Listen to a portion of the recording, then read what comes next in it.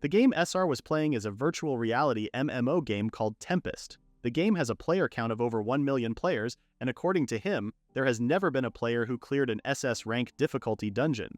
Until now that's a flex if I ever saw one. SR collapses into a field of grass as exhaustion catches up to him. With a sigh, he says that one shouldn't underestimate the resilience of a NEET. We learn that after SR's parents died in an accident, the shock of the loss made his health take a nosedive, which forced him to resign from work. He started staying indoors and eventually threw himself into playing video games. Before he knew it, he was 30 years old and a complete shut-in. SR tells us that he's been playing the game for 10 years now. He reminisces about how he really did love the game, and yet he had finally defeated the final boss. SR lay on his messy, in-real-life bed that was covered with his trash, at a complete loss of what to do. Back in the game, SR opens his eyes and makes a remark that he hasn't showered in a while. Now that's a fun fact. He sits up and watches as a small notification screen pops up. SR wonders out loud if he had reincarnated. Reincarnating means the player turns into a different character. The notification screen asks him if he wants to reincarnate. However, there's a catch. If one reincarnates, all their current progress will be lost, even his SS rank win. Ouch! SR thinks how much of a waste that would be. But SR continued to think it over. Eventually, with a smile on his lips, he thinks how a gamer would never pass up on the opportunity to reincarnate, and he presses yes on the screen. Immediately, he's swallowed by a gust of light, his clothes tearing from the sudden rush of pressure. As he's sucked into a wild whirlpool of energy, SR admires how everything felt so real. There's another blast of light, and within it, we see a glimpse of a girl. The mysterious girl softly whispers that she's counting on him. However, lost in the light, SR barely has time to think about it before he hears someone yell, announcing his arrival as the Great Hero. When SR opens his eyes, he's lying down in the middle of what appears to be a throne room full of people. SR lies on the floor, completely confused at this sudden turn of events and why he was on the floor in the first place. When he looks up, SR stares blankly at an old man sitting on the throne looking almost just as confused as he was. His eyes are swimming as he thinks about how the room looks eerily like the kingdom of Lindell from Tempest.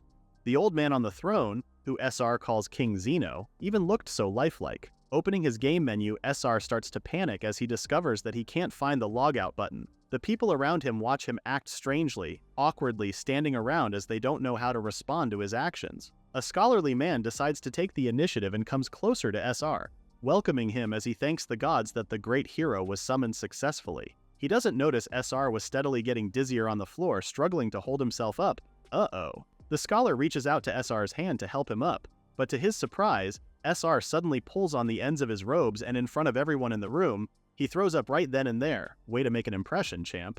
The king's mouth hangs open in shock, the palace staff look on in horror, and SR remains unaware as he remains sick to his stomach. In his bedroom, all SR can think of is how the nausea he felt and the smell of his vomit all felt realistic. It really was real. He had reincarnated into the actual world of Tempest. That night, SR is still stuck in bed, still feeling awfully sick. After he threw up right in front of the king, a maid and a knight took pity on him and gave him the room to rest in. SR panics. Considering what he had just done, shouldn't he have been executed? It didn't help that no matter how he looked, the logout button had completely disappeared from the menu. He still couldn't believe that he was reincarnated. SR curses as he notices that in the menu, all that's left is status, inventory, and time. He laments how he's suddenly stuck in the game and how he had things left to do in the real world. But he suddenly stops. He remembers himself just lying down on his old bed, and thinks how there wasn't really anything waiting for him back home. SR gathers his thoughts. He had managed to get into the world of the game he used as a means to escape reality, so shouldn't he be glad? He opens his menu and stares at his stats. Compared to what he had before he reincarnated, the stats menu had changed too. The only important parts were job and level. His thoughts are suddenly cut off when someone knocks at the door. When the door opens, the maid from the throne room and the one who had shown him to his bedroom enters with a tray of water, asking how he was feeling. SR grins awkwardly. He hesitantly asks if he could step down from his position as the hero. Well, that was a fast retirement. The maid questions him. Wasn't he the hero? SR hesitates again before he asks if she wanted to see his job description from his status menu. The maid goes silent at the sight before smiling nervously and asking if SR was serious. Before SR can respond, there's another knock on the door. Without warning, the door opens again and the King of Lindell enters, asking how SR was feeling. SR freezes as the maid greets the king. SR panics. Why was the king in his room and why was everyone calling him the hero? The king looks to him and then blinks. The king suddenly exclaims, realizing that SR is only at level 1 and doesn't even have a job, making it impossible for him to be the hero. SR pauses before agreeing. He really was a shut-in. No job in real life and no job in game. Harsh. A deadly silence takes over the room as the realization sets in. The king looks like his soul was sucked out of him, the shock being too much. With a pause, SR bows his head low and apologizes that he wasn't living up to everyone's expectations. With a heavy sigh, the king says that SR had nothing to apologize for. If anything, they should be the ones apologizing since they dragged him out of his world and he wasn't even the hero. Now it's the king's turn to bow his head low and apologize. A second passes, and the king still doesn't raise his head. SR panics more, feeling that it was so awkward having the literal king bow to him even if he really was the victim. Dino, the scholarly-looking man who was actually a high-profile person in the country, and the man SR threw up on, filled him in on the situation.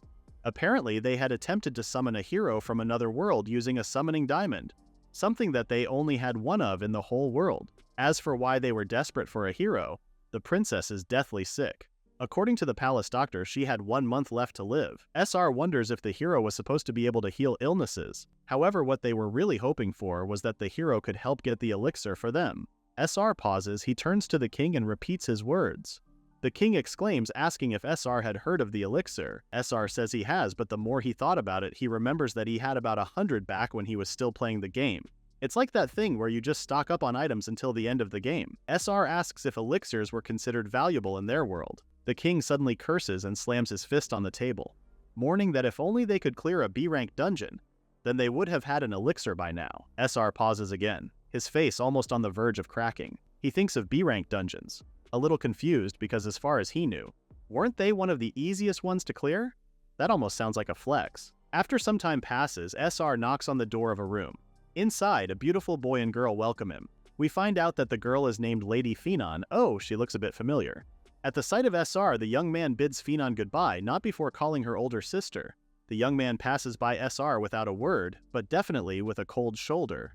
We find out that the king had asked SR, now known as Suar in this new world, to be the hero, if only just for that day. He wished that Suar would tell the princess that they had successfully summoned the hero, giving her hope. Back to the present, Suar looks uncomfortable as he recounts how Phenon's little brother had stared daggers at him as he passed. Suar, although nervous, kneels in front of the princess, Phenon.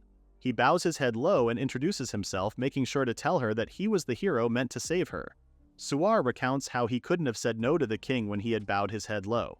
But Suar didn't accept because he was the king. No, but because he was a parent who greatly cared for his daughter. In the present, Princess Phenon smiles softly at Suar. She tells Suar that she heard everything from her father, and even tells him not to push himself too much. She's an actual angel. Could she be the mysterious voice from earlier? A pleasant moment passes between them as Suar stares at the sweet smile on her face. And with full confidence, Suar promises to save her. That night, fast footsteps make their way to Phenon's room. The voice isn't even done announcing their arrival before they throw the doors open, asking in a rush how Phenon was feeling. Phenon greets the visitor with joy even when she's bedridden, but her little brother reprimands them for making a racket. Sela, a girl in armor and covered in dirt, immediately apologizes. She's thankful to see that Phenon is okay. Apparently, Sela's messy appearance was caused by her raid in a C-rank dungeon. Although she had reached the 3rd floor, her efforts were still in vain. Phenon remarks that Sela was still doing reckless things and tells her to just leave it to other people. But she refuses and replies that they were running out of time and they needed to clear a B-rank dungeon as soon as possible. Phenon's expression is dark when she asks Sela to at least not go alone when she enters dungeons. Sela flinches when Phenon adds that she would be guilty if anything happened to her. A silence passes between them before Phenon stares blankly at Sela. Phenon tells her to recruit new members in the guild, but Sela admits that no one wants to form a party with her. Apparently, the guild members would seem willing at first, but after being ordered around by Sela, they would always kick her out. Ouch, that's rough, buddy. Phenon internally cries out that Sela wasn't meant for teamwork, but she couldn't tell her that. Eventually, Phenon holds Sela's hands, telling her she was thankful enough for her life updates. With a soft smile, Phenon informs Sela that the king had even successfully summoned a hero to help them. She admits to Sela that she wasn't sure if the summoning was a success, but she wanted to put her trust in Suar. Phenon admits that that was her only hope at that moment, while Sela stares in concern. The following day, Sela is summoned to the guild and she's rather pissed that of all the times to be called in, it was that day. She was as close as sisters with Phenon and she had no time doing any guild work while she needed to be in the dungeons. When she gets inside, Regulus the guildmaster informs her that she was specifically requested by the king. Apparently, he had ordered for her to guard someone. Sela tries to fight for her goal to clear a B-rank dungeon, but Regulus reminds her that she was being ordered by the king. Through gritted teeth, she asks who needs to be guarded. The door opens and in comes Suar, looking rather battle-ragged. Regulus introduces him as the hero that the king summoned. As Sela stares in disbelief, Suar insists that he wasn't the hero because he was only level 1, but Regulus retorts that he was already level 5. Sela suddenly remembers Phenon's words and she snaps out of her thoughts. Sela points to Suar in complete disbelief that someone who looked so average and dull was a hero. Regulus reprimands Sela while Suar listens in with a blank face. They introduce themselves to each other, Sela still unwilling to believe in Suar. Suar suddenly claims that he didn't need a bodyguard, much to Sela's annoyance. She internally remarks that Suar felt like a very selfish person. Completely ignoring her, Suar turns to Regulus and asks about his request for a D-rank adventurer he could have a one-on-one duel with. To both of their surprises, Regulus says that Sela would be his duel partner. Sela is suddenly unsure of having a duel with a hero. Outside the guild grounds, Regulus apologizes to Sela for dragging her into a duel, but Sela brushes it off. Sela was just slightly worried because she was a level 50 swordmaster, and Suar was only at level 5. So what if she accidentally dealt him a deadly injury? Oh, you'd be killed by the king too, for sure. Regulus just shrugs because Suar was so confident he'd win. To add salt to the wound, Suar makes a remark that they should start as soon as possible so they could finish quickly. Suar and Sela enter the battleground, and she asks again if Suar wanted to continue. Because of that, Suar tosses his wooden sword away. With a dark smirk, he mutters that he was going to show off, but Sela misses his words. Replacing his expression with a playful and confident smile, he tells her that he wasn't going to chicken out because Sela didn't look that strong. To add insult to injury, Suar also says that he's confident because Sela couldn't even clear a C-rank dungeon, so it would be a piece of cake for him. Sela's smile cracks, along with her sanity, as Suar continues that he would concede defeat only if she manages to land a single hit on him. Regulus asks shakily from the side what he was doing, but Suar says it's all fine and that he had to give her a handicap or else it wouldn't be a fair fight, unaware of Sela's rising anger. In the next second, Sela slashes down as hard as she could with the wooden sword, but Suar easily leaps aside. With a deadly glare, Sela gets up and says she would end his life in a single strike. Once after another, Sela swings wildly at Suar, but Suar only dodges and weaves with complete ease. A careless smile stuck to his face. Sela was steadily losing patience as she screamed at him to stay in place. As Sela raises her arms for another slash, Suar announces that he was going to take 2 steps back. And true to his word he does, but Sela still completely misses. Sela takes a step back to momentarily retreat while Suar casually says that maybe he could have just stepped back by a step and a half. With a sarcastic smile, he wonders out loud if even D ranks weren't that strong after all, which just raises Sela's infinite levels of anger. 3 minutes later, a man walks towards Regulus as the guildmaster continues to watch the fight. The man asks who Sela is up against. Regulus introduces Suar as a complete newbie, a level 5 who only joined the guild the day before. The man is shocked, especially seeing Sela in a state of complete exhaustion. Sela's thoughts and sight are a mess after tiring herself completely. She couldn't understand why she was losing to a level 5 swordsman and couldn't even land a single hit. Her legs were ready to give out. Ever since she was young, she had been training to protect Phenon, but here comes Suar getting her ass handed to her. With a powerful cry, she rushes at Suar with everything she had, refusing to give up. For a second, everything seems to slow down for Suar. As if time had stopped, Suar ducks and pulls back his arm. With a sharp hit to the neck, Suar takes her sword from her. Damn, he really didn't hold back.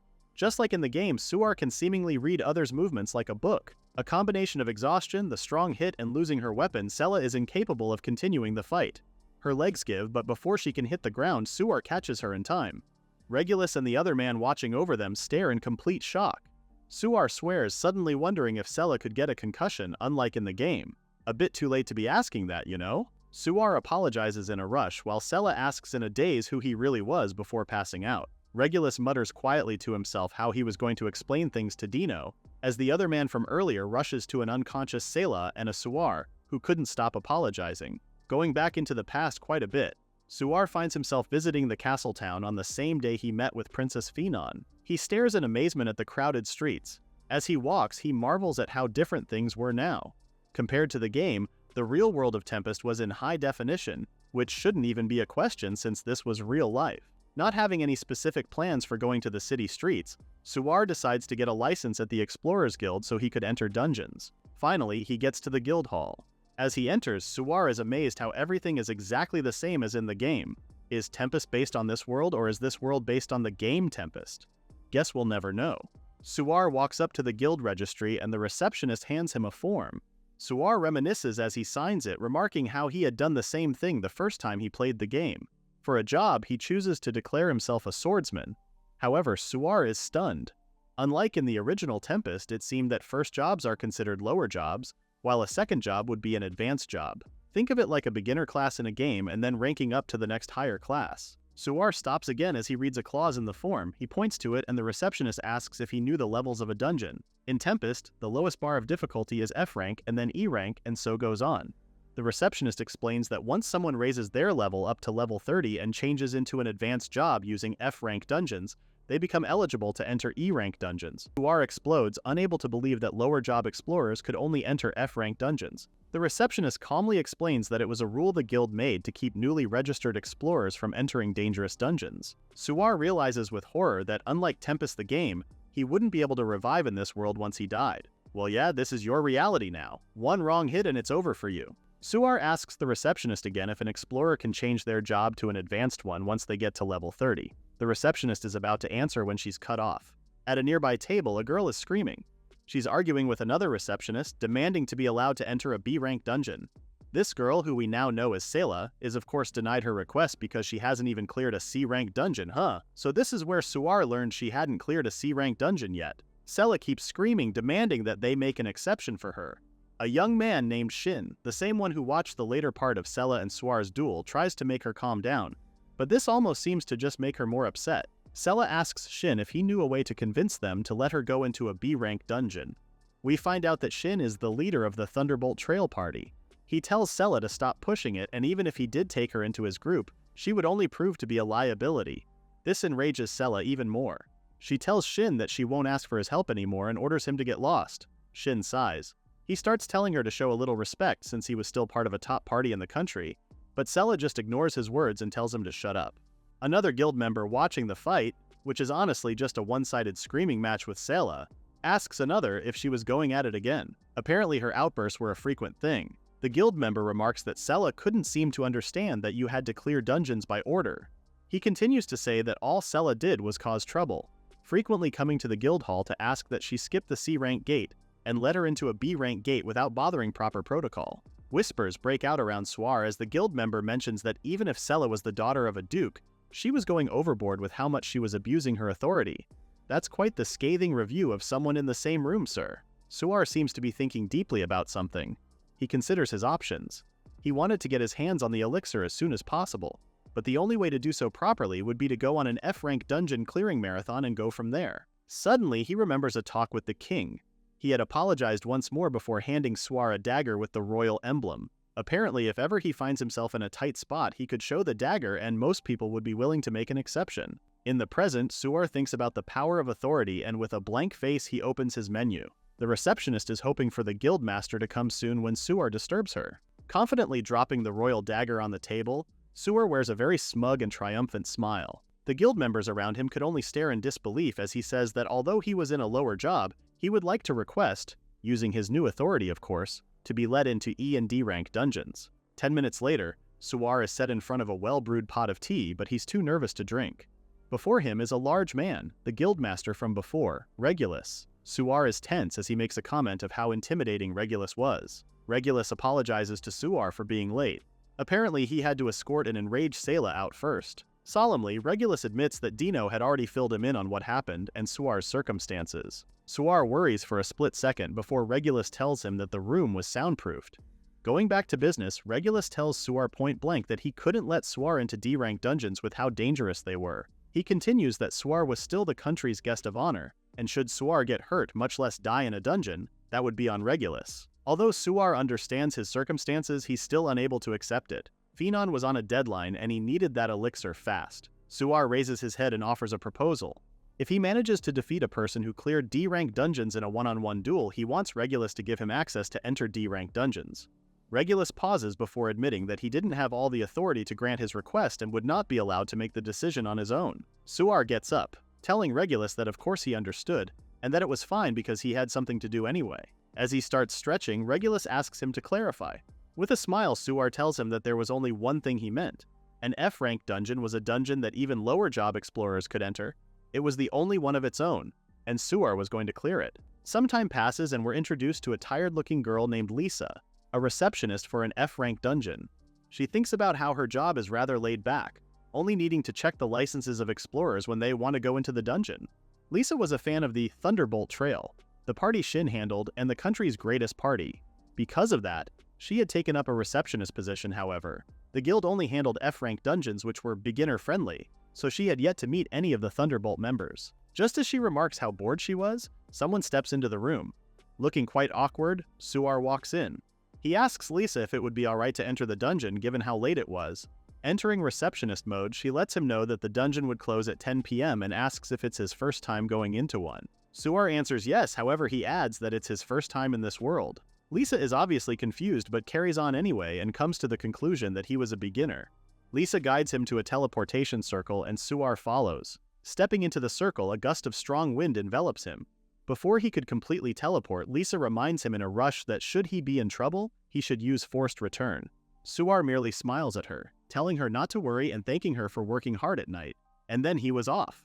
Suar disappears with a flash. There's a pause before Lisa frowns. She remarks how Suar was strange, wondering why he was more worried about her when he should be worried about himself. Time passes and it's 10 p.m.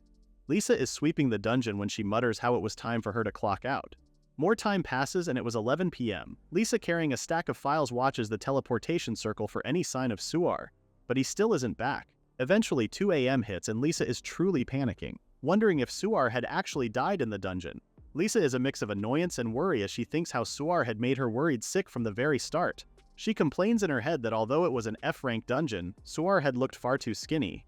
He had even completely ignored her warnings. Lisa pauses in her rant. Calming down, she turns to the teleportation stone and bows in prayer, wishing Suar's soul safe passage into the afterlife. At least she has it right that you should show respect to the dead, I guess. Just as she turns around to leave, a sudden burst of wind and energy explodes behind her as Suar appears from the teleportation circle, happy with his progress. Lisa turns around in a combination of surprise and horror. Confirming that he was indeed the rookie from earlier, Lisa lets it slip that he was alive. A silence passes through them for a second before Suar points to himself and asks her if she thought he had died. Lisa awkwardly answers that yes, she really did think he was gone. Recovering from her initial shock, she steadies herself as she tells him she's glad he had used forced return in time. She was about to reprimand him for going into dungeons alone when Suar cuts her off, informing her that he'd cleared the dungeon. Lisa stares at him blankly. With a proud grin, Suar tells her that he had cleared all 5 floors and all 5 bosses of each floor. With a sudden jump from level 1 to level 5, Suar had successfully cleared an F-rank dungeon on his own. Back in the present, after his duel with Sayla, the girl glares daggers at Suar, a bandage under her chin where Suar had hit her. He stares back with a mixture of unease and fear, a wavering smile on his lips. Trying to lighten the atmosphere, Suar makes an attempt to ask about her condition and tries to sincerely apologize, but Sayla completely cuts him off and tells him to keep walking. Suar looks away, cold sweat covering his face in his terror as Sayla continues to seethe behind him. That glare could actually kill a man, I don't blame him. Suar recounts how the day before he had gotten under her skin and beat her up. He had thrown countless disses and jabs at her, but Suar admits to himself that he had no choice to use those tactics because it wouldn't have felt like a true victory to him if he won against Sayla by normal means. Suar knows that a level 5 swordsman like him wouldn't have dealt much damage if he chose to attack head-on. If he did, he would have had to attack her over and over to deal actual damage enough to chip at her defenses. That's why he had to resort to saying that he would concede defeat with only 1 hit from her. That's a good tactic, actually. Very sly, but also really good. What made him so confident that he would last 5 minutes? Apparently a certain skill from Tempest had made its way to this world with him. Suar had certain eyes he had cultivated over time, ones that could read a person's movements. In this world, he could even use them in dungeons without a problem. He turns back to Sayla and thinks how, despite having his eyes, Sayla's sword skills weren't half bad.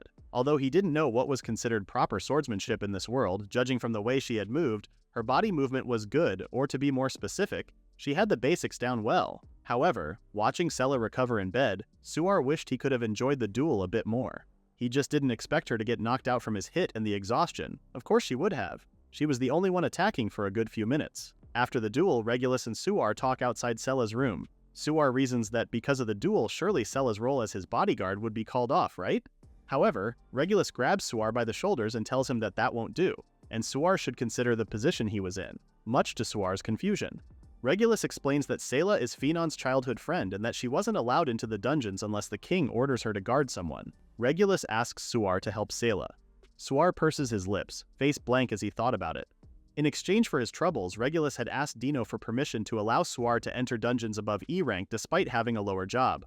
All he had to do was show a card to the receptionist. Suar remains quiet, still blank-faced with pursed lips. before Regulus tells him to quit complaining. Back to the present, Suar and Sela walk the kingdom streets, Sela still actively glaring at him as she follows close behind. Suar is glad that he's free to do things by himself without having someone keeping tabs on him, but the fact that he can turn down the guard offer was the best addition out of all of them. Sela was continuously putting pressure on him from behind, and because he's never been with a girl like that, not to mention he was a complete NEET who never left his house, he didn't have any idea how to act. Finally turning around, Suar bows low. He politely tells her that they should go, and again he sincerely apologizes to her. A complicated look passes through her face. Sela pauses before she tells him that he was wrong, much to Suar's confusion. With a blushing face, Sela turns away, declaring that she was the official winner in their duel. Ayo. Suar stares blankly, unsure how to react. Yeah, that's the proper response to that. After a pause, Suar asks if she was serious, and Sela yells that during their duel, she had landed a hit before she lost consciousness, making Suar be more confused. Her face turning completely red as she grits her teeth, Sela claims that it was during his chin attack, when her chin had made contact with his hand. Suar just plainly replies, unsure how to respond to that other than repeating chin attack. Sela yells again that she was the true victor in the duel. Suar ends up agreeing with her like he was pacifying a child. Eventually, Suar boldly tells Sela that she was a bit of an idiot with a sore loser side to her. His words, not mine. Sela walks ahead, saying she was never going to talk to him anymore, while Suar follows behind, continuously apologizing. And with that, Suar's dungeon-clearing days began. Suar and Sela gaze at a building in the distance. It seemed like ruins lit by a strange light. There they stood in front of an E-rank dungeon. Suar turns and lets Sela know that he was going in, and that he should be able to clear the dungeon within 2 hours. Sela raises an eyebrow at him, telling him that surely he didn't think she was staying behind. Suar is even more surprised and tries to reason with her because apparently when 2 people enter a dungeon together, the experience gets split in half. But Sela retorts that she was still his bodyguard, so obviously she had to come along with him. Wanting to reason with her again, Suar is stopped short by Sela's smile, which was a contrast to the horrifying aura she was giving. She asks if there was any problem with her following him, and if he hated her hovering around him. Sweating bullets, Suar tells her that of course he was fine with it.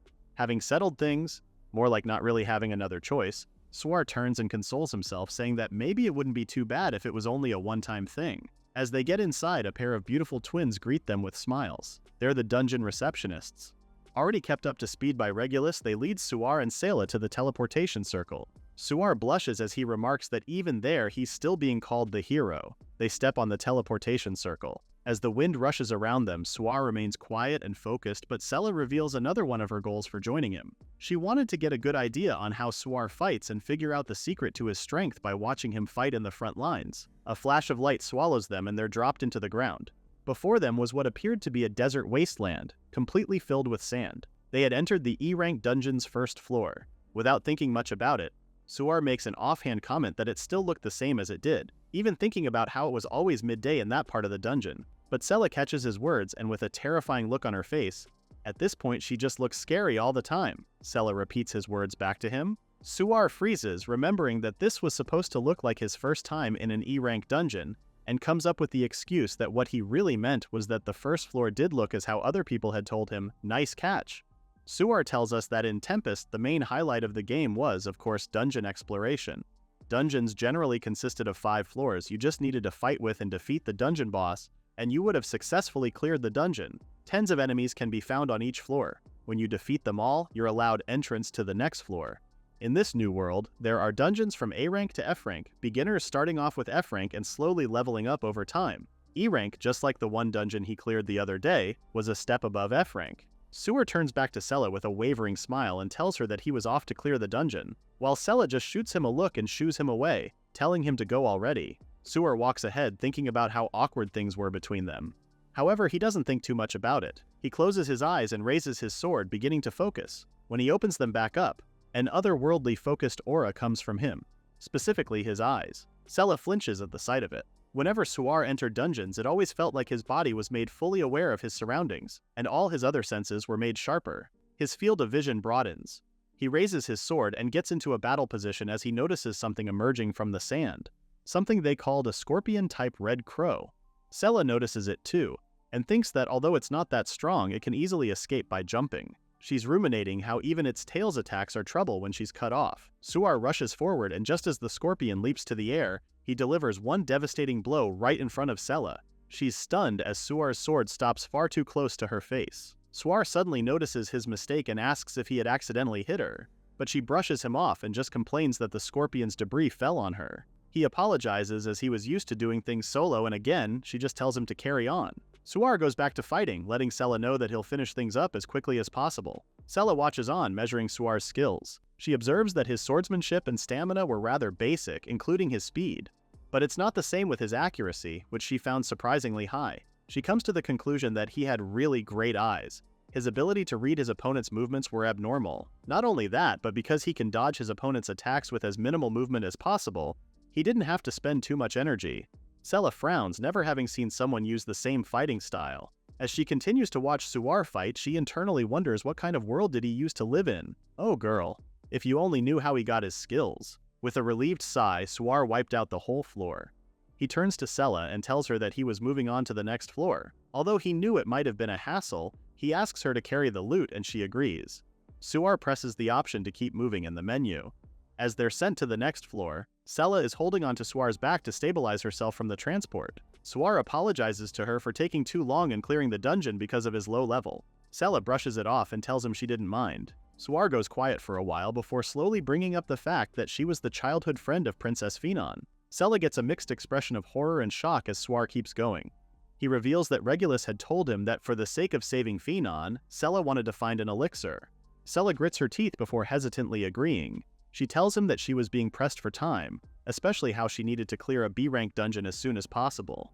Suar realizes that that was why she's been in the guild for the past few days. Sela takes offense to this, thinking it was a jab at her. Finally, Suar says that what he was trying to say was that she had the option to leave it all to him. Oh no bro, that does not sound as nice as you think it does. Sela stares at him blankly. That look is honestly more terrifying than her glares. Suar stares back, rather confused at her reaction. Sela lets go of Suar and asks what he meant. Was he trying to say that it was an impossible mission for her? Someone who lost to a level 5 swordsman like Suar. Suar finally backtracks and tries to salvage things.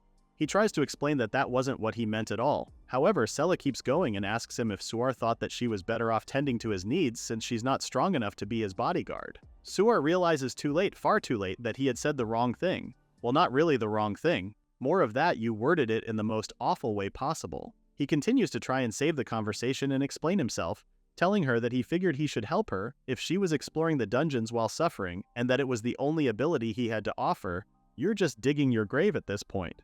Sela gets a dark look in her eyes as she cuts him off, telling him to go ahead and take care of the monsters instead of talking. Yikes. Suar flinches in horror as he realizes she was shutting him down. As he tears into the monsters on the second floor, Suar is internally crying at the idea of how introverts were bound to screw up if they tried to engage in banter with others. He even feels like he never grew up at all. With those social skills, it's believable. An hour later, Suar is covered in sweat and breathing hard. Sela makes a comment that he'd just finished the 5th floor, and rather quickly at that. Suar admits through tired breathing that he was hurrying up. Suar looks flushed, but he's happy that he's close to reaching level 10. Back in Tempest, level 10 was around the time where his status would change. Supposedly, his endurance should level up as well. Sela asks him if he was going to fight the boss, and Suar confirms he was going to. Sela suddenly exclaims that he was being ridiculous and asks for his current level. Suar admits that he was already level 9. As Sela yells in disbelief that he was already in level 9, Suar presses the button that sends them to the boss room. Suar now stands before the E-rank dungeon's boss, the Flame Gazelle, a majestic creature twice as big as him with large antlers. Sela shouts for Suar to be careful, warning him that one hit into his vital points and he would die. She adds that she was using forced return should anything go wrong. Suar rushes into battle. Sela shouts that the gazelle was charging in, but Suar was ahead of her. He leaps into the air and flips overhead the gazelle's many antlers. He slashes once at the gazelle's head before dropping back down into solid ground. Suar strategizes that between the gazelle's horns, the specific opening above them was the perfect place to hit its weak spot. Rushing back in and slashing again, he plans to keep on aiming for that specific spot, leaving no room for error until he wears it down. Over and over again without missing a beat, he went after the gazelle and slashed it in the same spot each time. First it was single digits, then double until he reached 57 slashes. Hitting it in the same spot repeatedly 57 times is crazy work, given how hard it is to hit the head. Suar takes a few steps back to gather himself. Taking into account the enemy's HP and Suar's current level, he should only need to make one more strike and he would be able to take it out. He just needed to wait for the perfect moment. The gazelle lowers its head to charge, and with full force, Suar rushes in to meet it. Sela watches as with a wild swing of his sword, Suar cuts the flame gazelle's head clean off its body. A notification screen pops up in front of Suar, announcing he had reached level 10. Internally, he celebrates that his stats should have leveled up too. Filled with joyous adrenaline, he bounds to Sela, apologizing to her for taking too long. He holds up his hands in apology and tells her it's time for them to head back. He remembers that it should be around noon when they get back, so he invites her to get lunch. A tense silence passes by them as Sela remains quiet. Awkwardly, Suar tries to say more as he breaks into a cold sweat at her continued silence. Grinding her teeth and glaring daggers at him, Sela tells him to eat lunch by himself for all she cares. And finally, Sela tells Suar that she hates him. I mean, we knew that before, but that still hurts. Suar is hit by the full force of her words, internally thinking how if he was still in Japan, it would have left him holing up inside his house. He turns around downcast, trying to leave first, but Sela calls out his name, a dark look on her face. Suar hesitantly answers, and Sela asks him who taught him how to fight. Suar stumbles over his words as he admits that he learned on his own. Sela yells in disbelief. She repeats again, steadily losing patience if he really did learn on his own, and demands to know how long he's been teaching himself how to fight. Suar is confused, not sure where these questions were coming from, when he answers that he's been learning for around 10 years. Sela, absolutely pissed, tells him that she's been learning and tirelessly practicing with her swordplay every day for 20 years. Unsure how to respond, even wondering if she was just trying to flex how better she was because of how long she's been training, Suar just responds meekly that he thinks she's impressive. Truly, the lack of social cues is the downfall of an introvert. Sela, of course, doesn't take his words nicely. She tells him how she was starting to wonder if she was already reaching the limits of her abilities, but she doubts Suar would ever understand. Sela says that Suar, someone who was naturally born with talent, would never understand her problems. A blank but dark look comes over Suar's face. Slowly, he tells her that he wasn't born talented. Sela immediately cuts in, asking that if he really wasn't talented, then what was she supposed to call his skills?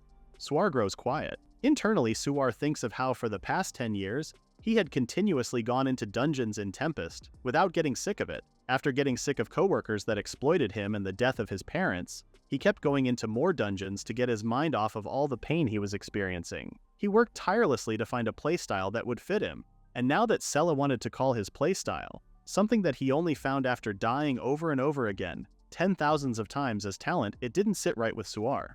He tells her that if he wanted to call the sharpness of his eyes talent, then, in a sense, she was correct. But if Sela was going to say that all his other fonts talent, and if she was the type of person to chalk up all of the things Suar had learned over the years as talent, Sela flinches as Suar looks at her darkly and with contempt. He tells her that because that was what she thought, then he hated her too.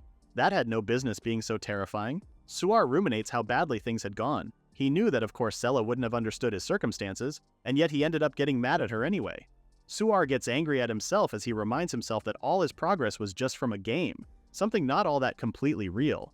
And yet he did take it seriously, and he still worked hard playing Tempest. As they go back to the E-rank dungeon entrance, one of the receptionist twins greets them warmly, only to notice how dejected they looked.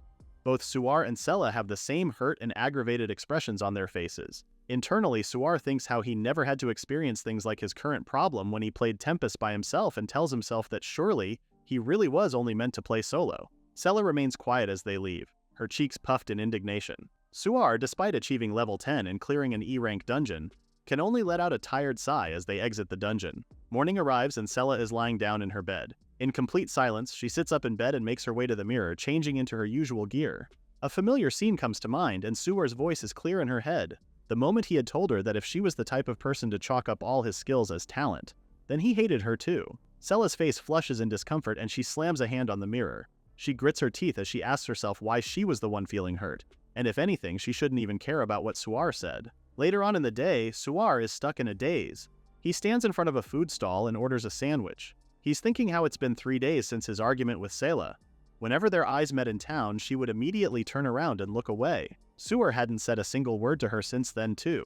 Just 3 days back, he had managed to clear a D-rank dungeon after finishing an E-rank one. But Sela didn't come with him all the way into the dungeon. If anything, once he told her he was moving forward, she had simply acknowledged his words and continued to train on her own. To summarize what happened in the dungeon, Suar had to fight in the biting cold of a mountain in the middle of a harsh blizzard. He explored the D-rank dungeon for 3 days and got his swordsmanship skill level all the way up to 30. Around the same time, he also gained a new skill that seemed fit for a game, presence detection. It was a passive skill unlocked at level 25. As the name implies, it lets someone roughly sense the location of foreign objects and is just the perfect and handy ability for speeding through dungeons. In the present, Suar takes a bite of his sandwich and ponders that since he was at level 30, it might be time for him to change classes. Suar meets up with Sela and lets her know his plans, which Sela does not take well, at all. She almost immediately explodes after hearing his idea. She asks why he wasn't going to try and promote to an advanced class. Sela tells him that if he switches to a new class, he'll have to start leveling again from scratch. She yells at him one final time, asking him what in the world he was even thinking. Suar could only reply with a silent, awkward smile. Finally, his expression breaks into a dumb smile as he nervously responds that Sela was right. Sela calls him an idiot again just to really dig it in, and tells him not to do it because it would be a total waste. Internally, Suar grumbles to himself that he knew things would end up like that, even asking himself why he thought he should explain. Sela continues to glare at him again. Her face seems to call him an idiot without using any words. Suar starts to think how the biggest difference between his current world and the game he played was how little information the status screen gave someone. When he used to play the game, his status screen used to have complete information, from class and level to listing down strength, vitality, agility, dexterity, intelligence, and mind. Status values were detailed to go from A being the lowest and G being the highest. His past status values are quite the flex. However, in the current world, all Suar could see on the screen was class, level, and current skills, the main problem being that it didn't show status values. In the game, even after changing classes, the stats you gained at level 30 were kept, but as Sela explained, the concept of changing jobs doesn't seem to work the same way. That was why it was necessary to level up all 5 base classes.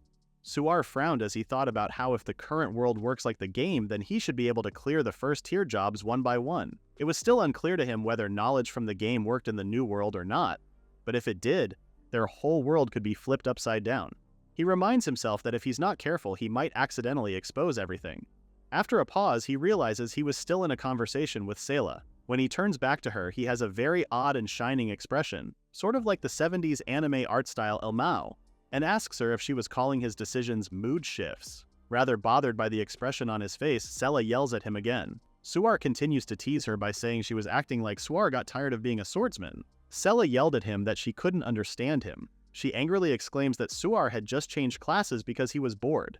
He reached the level needed to clear D-rank dungeons and basically wanted to throw it away. Suddenly she gets a judgmental look in her eyes as she mocks him for being too overly confident and tells him that that was why she couldn't stand guys like him. Suar stays quiet with just a silly blank smile on his face. Sela asks him what he wanted to say, but he stays quiet except for an odd sound and the same silly smile. Finally, she shouts that anyone who charges into a sandworm with a grin like the one Suar had on was definitely not normal. Suar thinks of himself doing just that and comes to the conclusion that her words were rather harsh. After some time, Sela hands him a glowing orb that was used to change into a lower tier class. Sela crosses her arms and confirms for the last time that he wasn't aiming for a promotion to a high-tier class like Swordmaster, but instead wanted to change jobs to the low-tier class fighter. Suar agrees. With Sela giving him the instructions on how to use the orb, Suar closes the orb around his fist and yells to reclass into a fighter. There's a flash of bright light and the orb crumbles in his palm. He calls out his status screen and it appears right in front of him. Breathing out a sigh of relief, he's glad that the job change worked, his class now saying fighter. He excitedly starts running, ready to hit another dungeon. Sela stops him and asks him if he was okay. She lets him know that heading into a dungeon right after changing jobs was reckless. Suar reassures her that he was going to be fine. He apologizes for keeping her waiting and encourages the both of them to do their best. With a frustrated look on her face, and we can see a bit of a blush there too, Sela asks him that if anything happens, he should let her know. Suar freezes for a minute, a wide-eyed smile on his face. He says goodbye one more time. Internally, he observes that Sela had seemed to have mellowed out a bit and wonders if it was because of their argument just then. In a dungeon, Suar leaps into the air. A resounding boom echoes as he throws down his fist. A large polar bear-like creature takes the hit at full blast and falls as Suar drops to the ground in a perfect landing. The polar bear's remains start to disappear in a shower of pixels. Suar says his current conditions were good and even his strength had gone up. But he's interrupted in his thinking by a sudden sneeze. Shivering, he comments on the cold weather. He trudges through the winter landscape, mumbling to himself that like in the original game, temperature changes were common in his current world's dungeons. He's considering buying himself a jacket when two wobbling forms catch his eyes. With a turn of his foot, he charges right at the new enemies, dealing a powerful blow. But it's not quite enough to kill. Suar throws multiple punches at the creature. Rather pissed at his actions, the creature throws a powerful hit of its own. Suar tries to hold down his position and guards the incoming attack. He takes it, but even at level 3 the creature was able to hit harder than Suar expected. He takes a moment to drink a healing potion and groans how he couldn't even land a clean critical hit because of the snowy terrain. Even with his current circumstances, he wipes his mouth with a smile. He still liked this kind of challenge. Suar gets into a fighting stance, ready to test out more of his underdog build that he loved. Just like in the game, if someone raises a secondary base class to level 30, it's confirmed that they can transfer into advanced secondary classes.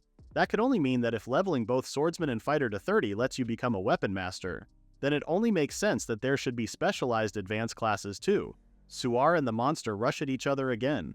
With one more powerful hit, Suar punches through the creature, which explodes into handfuls of snow blocks. Internally, Suar prays that the system better work the same way in his current world too. It had to. Some time passes until it's the following day. A tired but accomplished Suar finally reaches level 30 fighter. Sela exclaims in disbelief as she hears that Suar asked for another job change. This time he wanted to be a priest. She comments that it didn't suit him at all, considering this guy has been slashing and punching everything on sight for the past few chapters. I have to agree with her. Sela was in the middle of doing push-ups as she continued to question Suar, who only acknowledges that everything she said is true, even when she asks if he was only doing it because he was bored again. She relents anyway, and Suar reclasses. Suar was planning to level all his stats equally, and the priest class would help boost his mind stat. As Sela continued to train, so did Suar.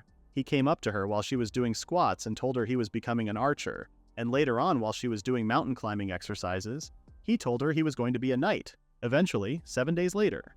Swordsman, fighter, priest, archer, and finally, knight was up to level 30 as well. Suar coughs out blood in front of Sela. Disgusted, Sela hands him a handkerchief, which he accepts gratefully. After giving Suar a moment to wipe his mouth, Sela finally opens the conversation. She asks him what he was really trying to achieve, and if there was a specific reason behind all his job changing. Suar blanks. Internally, he thinks of how Sela really wanted to get that elixir for Princess Phenon. Suar pauses in answering. He thinks of how if Sela finds out what he'd been hiding, she would charge into that dungeon and get herself killed. Sela calls out to him and snaps him out of his thoughts. Suddenly, Suar sits up straight and asks Sela to promise him that she would believe in him. Sela is dumbfounded, but she doesn't even get time to respond before Suar keeps on going. Second, he wanted her to promise she won't turn her back on him. And third, he wanted her to promise that she won't do anything dangerous. Suar holds up 3 fingers and says that if she could promise him those 3 things, he would teach Sela how to become stronger. Sela is speechless. Yeah, what do you even say when a guy you've known for a little more than a week tells you to never backstab him? Her fists clench over her lap, but eventually she tells him that she would think about it. With a rather empty expression on her face, she informs him that as of that moment, her 10-day escort mission was over. She asks him if he was heading back to the dungeons the next day. Suar answers that he was going to try and go for a C-rank dungeon. Suar freezes as Sela says that if it was him, he would surely breeze through the dungeon. With a nervous and wobbly smile, Suar stammers that he wasn't that strong, but Sela scoffs and tells him that there was no need to belittle himself. Standing up from the table, Sela throws him a soft smile before saying that they should meet again on another day. Suar's eyes are wide in shock. As she walks away, Suar wonders if he saw it right that she had smiled. He takes a nervous sip of his drink, thinking that maybe the problem was finally solved. And yet, for the first time since coming to that world, he felt like he truly was alone. Time passes and it's the following day. Suar is panicking as he yells to himself that surely he could switch to a subclass. A subclass evolution was something completely unheard of in his current world. First, swordsman and then fighter. The subclass it evolves into should be sword fighter. Sitting on his bed with his hands clasped together, he yells to reclass again one more time. And again, he's surrounded by blinding light. He's thrown back by a pulse of energy and lands on the bed. The effect freaked him out for a second. He raises a shaking finger as he worriedly wonders if it was a success or a failure. He opens his status screen.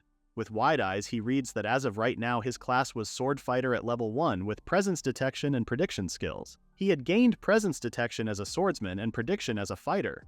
He throws a fist up in celebration and yells in triumph. With his current abilities, he had a better chance in clearing a B-rank dungeon. Excitedly, he decided that it was time to test if he could really fight with his current skills. Doing a quick recap of his current time in the new world, Princess Phenon only had 1 month left to live during the moment he first arrived. He was already short on time. He did things at the same speed he used in the game, so Suar thought things should work out. He makes up his mind. He throws the door of his room open. He only had 20 days left for the princess, but it was fine since he knew he was going to make it. But the moment he took a step outside, his legs faltered and started giving out. He paused before turning around.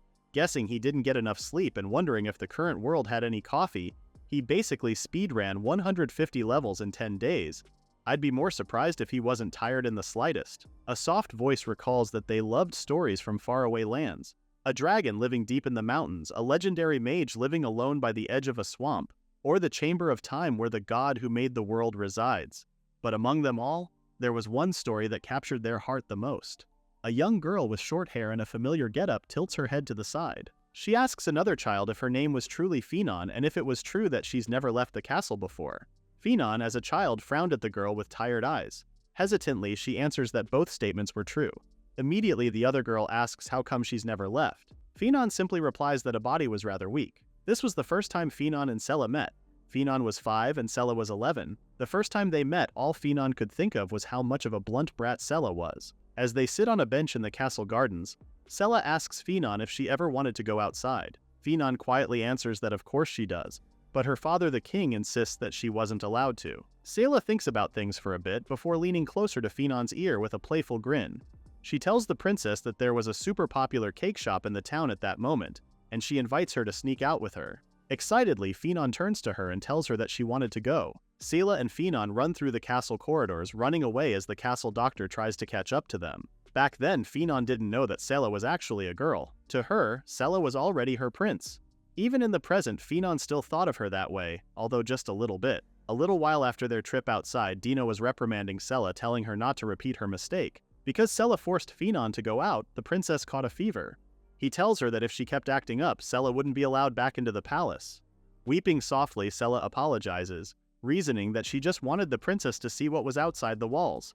Dino yells that the way she was doing things was wrong. He's cut off when Phenon calls out to him and she struggles to sit up in bed. Phenon apologizes to him and defends Sela, telling Dino that it was all her fault because she was the one who told Sela she wanted to leave.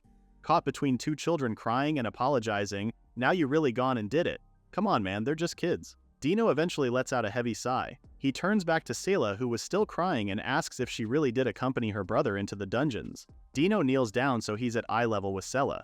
What happened in the dungeons, the people she met in town, and everything else, Dino asks Sela to tell all of it to Phenon. Bringing her outside wasn't the only way for her to know the world out of the castle. Sela listens with a dazed but hopeful look as Dino tells her that when the day comes that Phenon gets well and is able to go outside, all of the stories Sela told her will mean something. Sela turns to Phenon as Dino asks the princess what she thought of their new arrangement. There's a pause before Phenon gives a wobbly smile and agrees. With tears still in her eyes, Sela declares that she would tell Phenon everything, as long as Phenon got better. Phenon cries and Sela hugs her as she promises to do her best. Starting from that day by day, Sela would come visit Phenon's bedroom and recount everything that took place in the dungeon. One time, a battered and dirtied Sela sat in front of Phenon with a crude drawing on a piece of paper. According to Sela, it was a glowing transparent slime that she saw in the dungeon.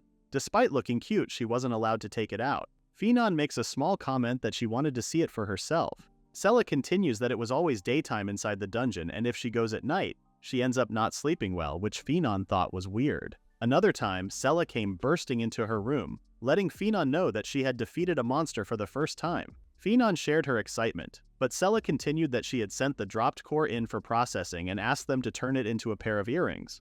Phenon comments that she found them lovely. Holding her hands, Sela tells Phenon that she wanted to keep wearing them so she never forgot her original purpose. She had another pair made so Phenon could wear the other earring. Phenon hesitates, asking Sela if she was sure.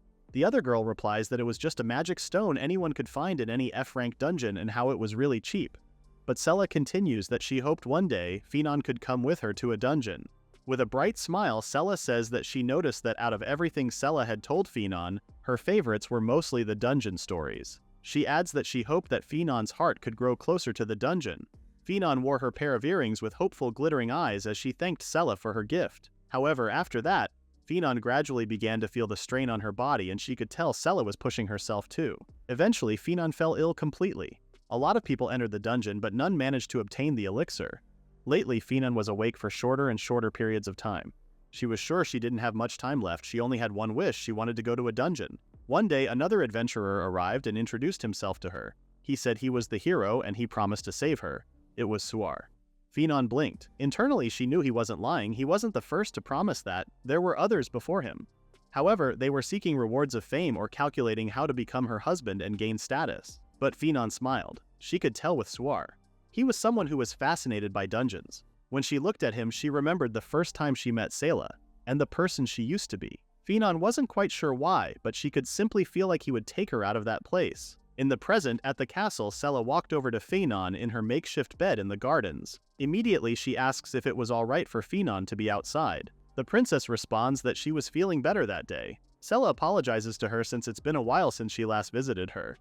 Finon smiles at her warmly and tells her not to worry. She tells Sayla that since she's been accompanying the hero this entire time, she would really like to hear her story. Internally, Sayla observes that Finon was skinnier than before, but out loud, Sayla comments that Finon must have been curious about their adventures. Finon excitedly claps her hands together and says that he may be her prince, but to Finon, he was also a hero. So of course she wanted to hear everything about the two of them. Her excitement leaves her in a coughing fit, but Finon replies that it always happens to her, so she's fine.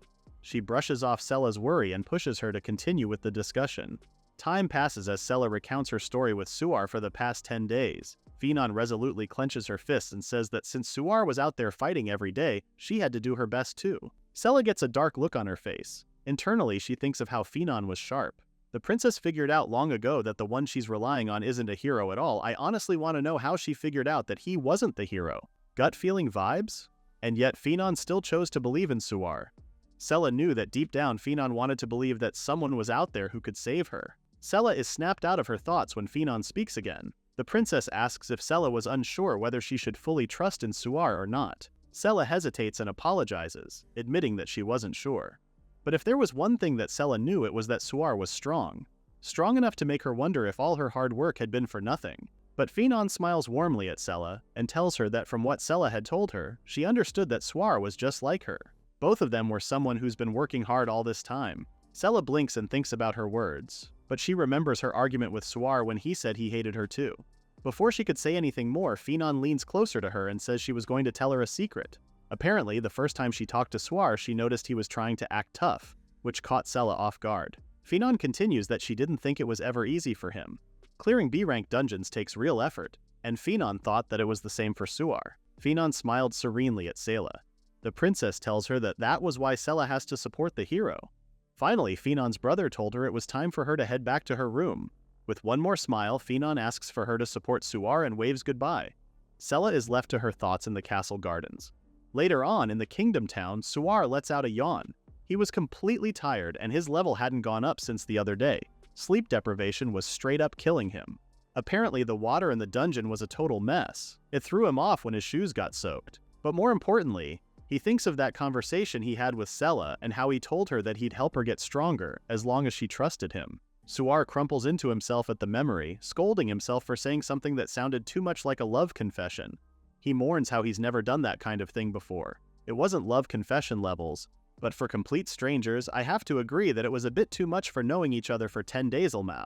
When he looks up, there Sayla stood in all her blushing glory. Suar tries to be casual and ask her what she was doing out in town so early in the day, wondering if maybe she was going to the guild before he's cut off. Sayla suddenly throws herself down into a respectful bow and asks to be forgiven. There's a heavy pause between them before Suar breaks into a cold sweat. He hesitantly reaches out and asks her what she was apologizing for. Sayla tells him it was for calling everything he worked hard for simply talent. Finally, Sayla tells Suar that she believed in him and that was why she was asking him to let her stay by his side. There's a heavy pause as they stare at each other in horror at her words. Suar tries to make sense of her words and tries to repeat what he understood. But catching up to what he was implying and realizing what her words sounded like, Sayla's whole face bursts into a lovely shade of red. In the middle of the street with other towngoers looking at them oddly, Sayla yells and tries to explain that that was not what her words meant. Suar saying that of course he knew that wasn't the case, and he just got confused for a moment, and Sayla goes back to telling him to shut up. To distract the both of them, Sayla starts running and pushing Suar in front of her. Apparently the guildmaster had ordered for them to head to the guild hall as soon as possible. In the guild, Regulus's expression is horribly serious. He asked for the both of them to come because something urgent came up. That morning, a messenger from the royal palace appeared. Suar and Sayla are silent, unsure where the conversation was going but nonetheless expecting the worst. Apparently the night before, Finon's condition suddenly declined. Things have taken a turn and she might not be able to hold on for 20 more days. Regulus tells Suar and Sayla that Finon only had 10 days left before it was too late. Suar and Sella's faces fall in despair. Sella finds her voice and yells that it was all just a lie, but Regulus plainly says that it was true. Desperately, Sella says that they still had Suar. Suar frowns. Sella continues to reason out that he was able to go from level 1 to C rank in just 10 days. She believed that if it was him, in 10 more days he could reach B rank, but then she's cut off when someone says it was impossible. Sella gets a dark look in her eyes as she turns to him. Suar's head is hung down, teeth clenched as he repeats that it was impossible. He says that at the rate they were going, there wasn't enough time. If he was still in a game and he could reset, he'd challenge a B rank dungeon right then and there, but losing meant death. He panics with what to do. Regulus sighs, resigned that since Suar had said so, then it must be true. With a pause, Regulus says that he heard Suar had been diving into dungeons non-stop. He advises Suar to get some rest, but with his words, Suar grits his teeth. Oh, I don't think he likes that idea. Hesitantly, he says that there was only one way. Sella turns to him, hoping for a chance. Suar turns to Sella and tells her that they needed 3 more people besides him and her, preferably B-rank veterans. Sella immediately says that she was joining in. Suar repeats his promise that he would follow her. His words make Sella blush, but Suar takes no notice of it, only saying that it would of course be dangerous, so he wasn't going to force her. Before he can say anything more, Sella determinedly says that she is joining. She even offers that she already had people in mind for allies, so Suar only had to leave it to her. She immediately runs out of Regulus's office even as Regulus tries to call her back. Regulus holds his face in his hand in exasperation with the way she acted, always charging straight ahead. Suar calls for Regulus's attention.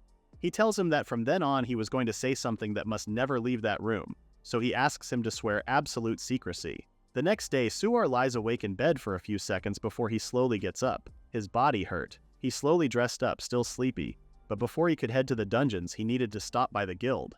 When he steps out of the building, Sella is waiting for him. They exchange greetings and walk together towards the guild. Sella comments that he looked pale as ever, before asking him if he was diving into dungeons without proper rest again. Suar plainly replies that they didn't have much time left.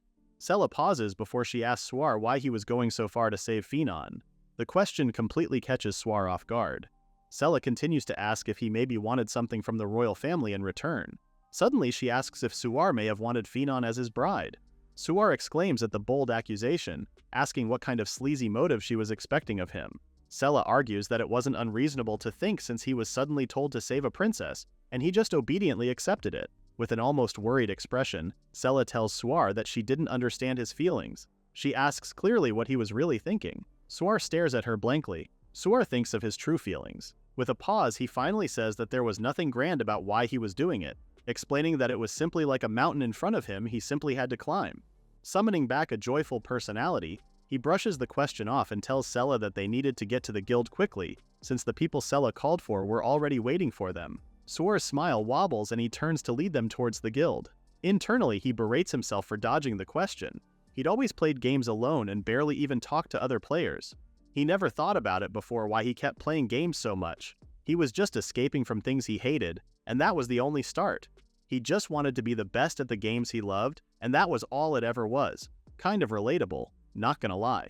Finally, at the guild, 3 people gather at a table. A rather young-looking girl holding a staff greets them, reprimanding Sella for being 10 minutes late. Sella apologizes to the girl, who she calls Suzu. The male sitting at the table is surprised to see Suar, recognizing him as the guy who defeated Sella in the mock battle a few days back. Suar casually greets him. Finally, the last person in the table was a woman who asks Sella if Suar was the so-called hero, to which Sella confirms. Sella properly introduces each one of them to Suar. The man was Thunderclap's trail leader, Shin. Suzu was a priest class. And finally, the last woman was a warrior class named Rika. Rika asks what Suar and Sella wanted and why they were called in so early. Sella turns to Suar and he steps forward. Suar apologizes for calling them out so early, but before he can get another word out, he falls to the ground, flat on his face. Nice way to make an impression, I'd say. Shin asks him if he was alright. Suar struggles to get up, explaining that it was only sleep deprivation since he was in a dungeon a bit too long the previous night. He changes subjects to their main concern. He asks them if they would be able to keep what he was about to say a secret. Rika tells him to stop stalling and to just get to the point. Finally, Suar urges them to take a look as he summons his status window. All 3 lean closer to see. Rika stays quiet and Shin is unimpressed, but then Suzu tells him to look at the job section where Suar's martial swordsman job was written. Shin pauses for a moment, unable to recognize the class. Sella stares, dumbfounded, as Suar asks them again that from then on, they were to promise him that they won't tell anyone what he was going to say. From then on, he was going to teach them a way to become stronger. Time passes as Suar tells them about his knowledge and strategies. After he explains, Sela tries to summarize that Suar was telling them that if they all became martial swordsmen or some derivative class, they would be able to clear the B-rank dungeon. Suar shuts down her explanation, saying that that wasn't what he meant. Shin asks Suar how he planned on clearing a dungeon in 10 days. Picking up a pen, Suar explains that for the first step, all of the others needed to switch to a lower tier job and raise its level. All of them immediately exclaim at the idea. Sela asks if he wanted them to aim for another advanced job right then, but Suar calmly explains that after 7 days, they could return to their current advanced job. So as an example, in Sela's case, at the moment she was a swordmaster, the advanced job of a swordsman. Suar was asking her to switch to the lower job of archer, raise herself to level 30 before going back to her swordmaster status after 7 days. Suzu asks what the point of all of it was. Suar asks if they've ever felt a sudden surge of strength. Shin thinks it through and figures Suar was talking about a breakthrough. It was Suar's first time hearing the term in that world, but he continues that breakthroughs happen every 10 levels and raise one's power and magic. The increase is unique to the job, so if someone was to change jobs, it disappears. Rika then points out it was pointless, but Suar argues that the stat boosts at level 30 and level 60 remain even if someone was to switch jobs. Shin, Suzu, and Rika are stunned as Suar explains the stat bonus. By leveling lower jobs when they return to their advanced jobs, the boost they received would carry over. All four are dumbfounded at the new knowledge. Suar continues that if they all boost their stats that way, they would have an advantage when returning to their main jobs for the dungeon. Sela stays quiet as she thinks about all the time Suar had switched to lower jobs. She admits that she thought he'd lost his mind. She awkwardly thanks him for not abandoning her and sticking through everything. Reika finally asks what exactly Suar planned on making them switch jobs. Suar considers their skills and current jobs. To Shin, since he was a swordsmaster, Suar tells him to switch to fighter to boost his agility. Shin thinks about the idea and agrees that his agility was definitely a weak point. To Suzu, since she was a priest, she should switch to mage for intelligence. Suzu admits that she did feel like her magic capacity was lacking. For Raika, since she was a warrior, Suar suggests she switches to swordsman for strength. Raika tries to argue that her physical attack power wasn't low, but someone tells her to admit that it was. Suar turns to Sela to find her excitedly staring at him. She asks him what she should switch to, and Suar figures that since her sword swings were a bit rough, she should switch to archer for a raise in dexterity. His answer makes her lose her enthusiasm, but she accepts it all the same. There's a silence in the room as the rest try to gather their thoughts. Shin says that what Suar told them was pretty hard to believe, but Suzu says that there was no reason to doubt it either. Raika asks Suar how he knew all that information. Suar says that he couldn't tell them at the moment. Brushing the topic aside, he continues that, with their new knowledge, in 7 days, he needed the 4 of them to clear floors 1 to 5 of a B-rank dungeon. Sela immediately cuts in. She asks what would happen to the boss if they only went up to floor 5. Without defeating the boss, no one could get the elixir. Completely serious, Suar says that he would defeat the boss alone. The room explodes into chatter at his words as they're all unable to believe he could pull it off. Suar calmly tells them that he always fought solo and admits that it was easier for him to do it alone. Shin and Raika stay silent. Finally, Shin sighs in resignation. However, he asks that Suar answer something. Shin then says that maybe everything Suar had told them was true, but he still didn't understand what his goal was. He says that he found it weird that Suar was risking his life for a princess that he only met 10 days ago. Basically, Shin was telling him that he couldn't trust him. Suzu says that Shin was being harsh, but Shin doesn't take his words back. Calmly, Suar says that it was only natural to feel that way. Internally, he thinks of how Sela had asked the same thing. He wonders what would happen if he told them the truth. He wonders if they would reject him. Bro, they already think you're half crazy or something. They might throw you out if you say you transmigrated from another world. The silence stretches on and Sela starts to get worried with Suar's silence. Suddenly, he admits that it was only because he hated giving up. Sela is stunned. Suar doubles down and repeats that he just hated giving up. Shin is speechless as well, but Suar presses on that the idea of giving up on that world was unthinkable to the point that he'd rather die than run away. Even if he loses his life and everything else, he could never forgive himself if he gave up without seeking any way forward. The whole room is quiet. Suddenly realizing that he just spoke too honestly, my guy, you almost vaguely started trauma dumping, Suar suddenly starts to stumble over his words. He tries to explain that he's always been doing everything alone until then, but not this time around. Suar painfully tries to express himself. Bowing low, he asks to borrow the other's strength for his own sake. Sela stares quietly at Suar's bowed head, expression unreadable. I say that, but the girl looks like she's falling faster than Phenon's time is up. Is that too soon? Finally, Suzu curls up, barely able to hold in her laughter. Rika lightly reprimands her, but Suzu says to Suar that of all the things he could have said, he ended up going with that answer. Sela leans over and tells Suar that even if it was a lie, he could have just said that he was doing it out of a desperate wish to save the princess, and that still would have been a better excuse. At least he was honest about his feelings for once. Shin laughs, calling Suar a stubborn sore loser. Suar doesn't respond, his face flushed red. Sela pats his shoulder in an effort to comfort him. Shin says that either way, they were stuck. Even if it was a sinking ship, they would all still board it. Using the country's top party as Suar and Sela's backup, Shin says that if they failed, Suar was going to be held responsible for it. Suar's eyes are wide. He asks if they were going to help them. Shin says that he might have worded it badly, but they promise to cooperate with the hero. Smiling brightly, Suar and Sela thank them. Suar awkwardly tries to tell them that he wasn't the hero, however, but Shin just brushes his words off. Internally, Suar curses at himself. His whole life he had never shown himself to anyone or worked hard to gain someone's trust with words. He had always assumed they'd laugh at him or reject him, so he gave up. He'd shut his mouth at work and even in games, but now he was truly happy that someone's decision was swayed by him. Sela doesn't fail to notice his joy and immediately comes up to him. She accuses him of looking happier than when he reconciled with her. Suar tries to say that he wasn't. Suddenly, Regulus pops up from nowhere, much to the surprise of everyone in the room. Like seriously, he wasn't in any of the panels. Regulus calls for a strategy meeting. Time passes. Sela brings up that in the following day she and Thunderclap's Trail would start working on D-rank dungeons. She couldn't believe that she was going to be joining a party that once turned her down. Suar tells her to do her best since he was cheering her on. Sela side-eyes him, much to Suar's confusion. Sela turns to him and admits that she thought he would be joining them in the D-rank dungeon. Suar says that he would have loved to, but he needed to train in C-rank dungeons for leveling. Sela says that she would let it go for now, but jabbing a finger at Suar's chest, she reminds him that he promised to help her rise. She says that she would hold him to that promise until after they got the elixir. Nervously, Suar says that he understood. Before turning away, Sela says that in 7 days they would meet again. Suar watches her go quietly. Suar starts to think of how everyone had trusted him, someone who just showed up out of nowhere. Sela even believed that he could get the elixir. Suar had always fought for himself, but this time he wasn't in a game.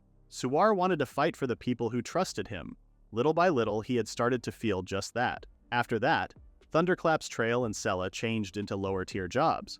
Holding different weapons, all 4 of them had nervous looks on their faces. They would have to work hard in 7 days to reach level 30 and gain their stat bonus. Regulus even arranged for them to enter a D-rank dungeon with their lower-tier jobs. Getting up from his seat, Suar stretches as he decides to get started on his own training. He would solo farm C rank. He had to raise his martial swordsman to level 30 and boost his strength and attack power. However, as he was leveling up, Suar rubs at his eyes with a groan.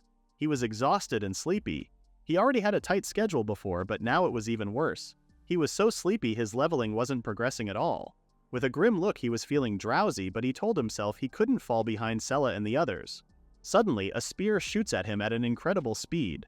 Before it could strike him, Suar's eyes catch sight of it and he captures it in his hands. He spins it around in his hold. Although only muttering to himself, he tells his opponent to do their sneak attack more properly. He throws the spear back in its original direction. It hits the mermaid-like creature straight in the chest and it immediately disappears in a flurry of pixels.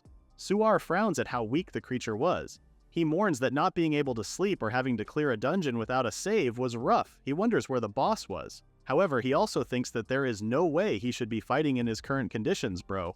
At the rate you're going, you're gonna die from sleep deprivation, not a monster. Days pass and at the entrance to the B-rank dungeon, Sela and her group arrive. She excitedly stares at the flight of stairs leading up to the gate. Her eyes sparkle as it's always been her dream to reach it. However, someone suddenly tells her to wait. It was Shin, looking at a completely worn-out Suar, just lying down on a single pillow on the ground. Shin asks Sela if the hero really was alright and Suar reassures him not to worry and that he was only resting his body a little, brother. You look like you're about to kick the bucket any time now. Sela says that his face looked really bad, Suzu backing her up by saying that it was clay-colored. Reika asks him if he even slept properly. With a wavering voice, Suar says that he's been leveling up in the dungeon non-stop. Changing the subject, he asks if the others had all managed to reach level 30. Sela excitedly replies that they did. They were half skeptical about the stat bonus, but once they had switched back to their main jobs and crushed enemies easily, they were all shocked. Suar realizes that it meant Sela also cleared a C rank. Sela happily replies that she's now all caught up with everyone else and even earned the right to enter B rank. Suar smiles at her, however Reika teases Sela that just a few days ago, she had caused a scene at the guild. Suddenly, Lisa comes rushing towards them. She excitedly gushes at the sight of Thunderclap's trail. She informs them that they were doing special admissions that day. Shin turns to Suar and asks him if he was seriously planning on lying down inside the dungeon. Suar was tightly holding onto his pillow. Suar asks if it was a bad idea to do so. Sela offers to keep watch until the 3rd floor. Shin couldn't believe that he really was planning on sleeping at the dungeon. Hey man, a guy's gotta do what a guy's gotta do to not die from lack of sleep. Lisa excitedly bids them farewell and to do their best, still flustered from her meeting. Suar's group stands in the teleportation circle. As they all prepare themselves to be ready, Sela wears a serious expression as she thanks everyone for working together for Princess Phenon. Shin breaks the tension by saying that it was too early for that, Suzu plainly stating that Sela should save it for after they got back. Reika teases her for being too nervous. Suar tells Sela to relax and do her best, which makes Sela turn a deep shade of red. Oh yeah, she's definitely falling hard. A burst of light overtakes them all as the teleportation circle turns on. When the light clears, all 5 of them find themselves standing in B-rank dungeon's 1st floor. Shin cracks his knuckles, saying that it's been a long time since they've been to a B-rank dungeon. He tells Suar to take it easy and sleep. Suzu and Reika excitedly say that they were itching to show Suar something different this time. The ground slowly opens, revealing monsters hidden under the grass. Shin and the rest of Thunderclap's trail rush in, weapons drawn. As promised, they would crush everything themselves all the way up to the 3rd floor. They lunge for the monsters. Spider-like creatures squeal as they run towards Thunderclap. Suzu leaps into the air, dodging an attack. Shin jumps, blades ready. Reika bursts into the enemy's shields with a penetrating defense pierce, and just as the enemies are left vulnerable, Shin comes in to deliver a killing blow, dealing a double slash, twin strike. Suzu raises her staff to control the explosion as Reika and Shin slide to a stop. All 3 pause, amazed. In the next second, they all start celebrating at their newfound strength. Shin raises his hand in a peace sign, proud that he had just taken the enemies out in one hit, but Reika and Suzu ignore him, exclaiming that that had never happened to them before. As they continue to celebrate to themselves and completely ignore him, Shin turns to Sela and Suar to hear some praise, to which the two give him plainly. Sela turns to Suar, telling him that he looked like he was doing fine so he could continue sleeping. Suar thanks Sela, saying that he would gladly take her up on that offer. He lies back down on the ground. He calculates that each floor takes an hour and a half to finish, so 3 floors would give him around 5 hours of sleep. As he closes his eyes, he thinks how lack of sleep was painful. But so far things were going well, so for now, he was going to rest. Before he knew it, he was slowly gaining consciousness again. Someone was repeatedly calling out to him. When he opens his eyes, Suar immediately sees Sela. She tells him to wake up since they were transferring to the 4th floor. Suar sits up in a flash, surprised they were so quick, but Sela tells him that he just slept so well. Suar asks if everyone was alright in a panic, to which Sela responds positively. Suar sighs in relief. Reika says that she got injured a bit at some point, but Suzu had healed her. Suzu excitedly says that thanks to her bigger mana pool, she could heal easier too. Suddenly, the Thunderclap members crowd around Suar. They tell him in a rush that experiencing everything firsthand truly drove their new skills home. They couldn't believe that he knew something like that, and asked him who he really was. Finally, they ask if he was sure that he really wasn't the hero. Suar is uncomfortable at the sudden pressure. Sela, meanwhile, looks smug in the background. But that only lasts for a split second before she tells the Thunderclap members that it didn't matter who Suar was at that moment, and they should focus on pushing forward. She tells them to hurry up and move on. Shin laughs and teases Suar that he's earned Sela's trust. Suar isn't quite convinced. Suzu completely agrees with Shin. Reika explains that although Sela didn't know anything about him or asked him anything, she still trusted Suar, which was something not anyone could just do. Suar goes quiet as he thinks about their words. He agrees that Reika was right. Having Sela as an ally truly made him grateful. Sela suddenly turns around. She holds a hand out to him and urges them to move forward. Suar reaches out his hand with a smile. Sela takes his hand and helps him up. Suar thinks how he wanted to trust her too. He decides that after the battle, he wanted to tell her about himself and the world he came from. This could just be me, but that sounds like an awful idea on all fronts. The wind picks up again as everyone holds each other's hands and proceeds to teleport to a new floor. Before they knew it, they were standing on the grounds of B-rank dungeon's 4th floor. Sela says that since Suar just woke up, he should do some stretches or something because she was joining into the fight too. Suddenly, she notices Shin and Suzu sharing some odd looks and she asks what's wrong.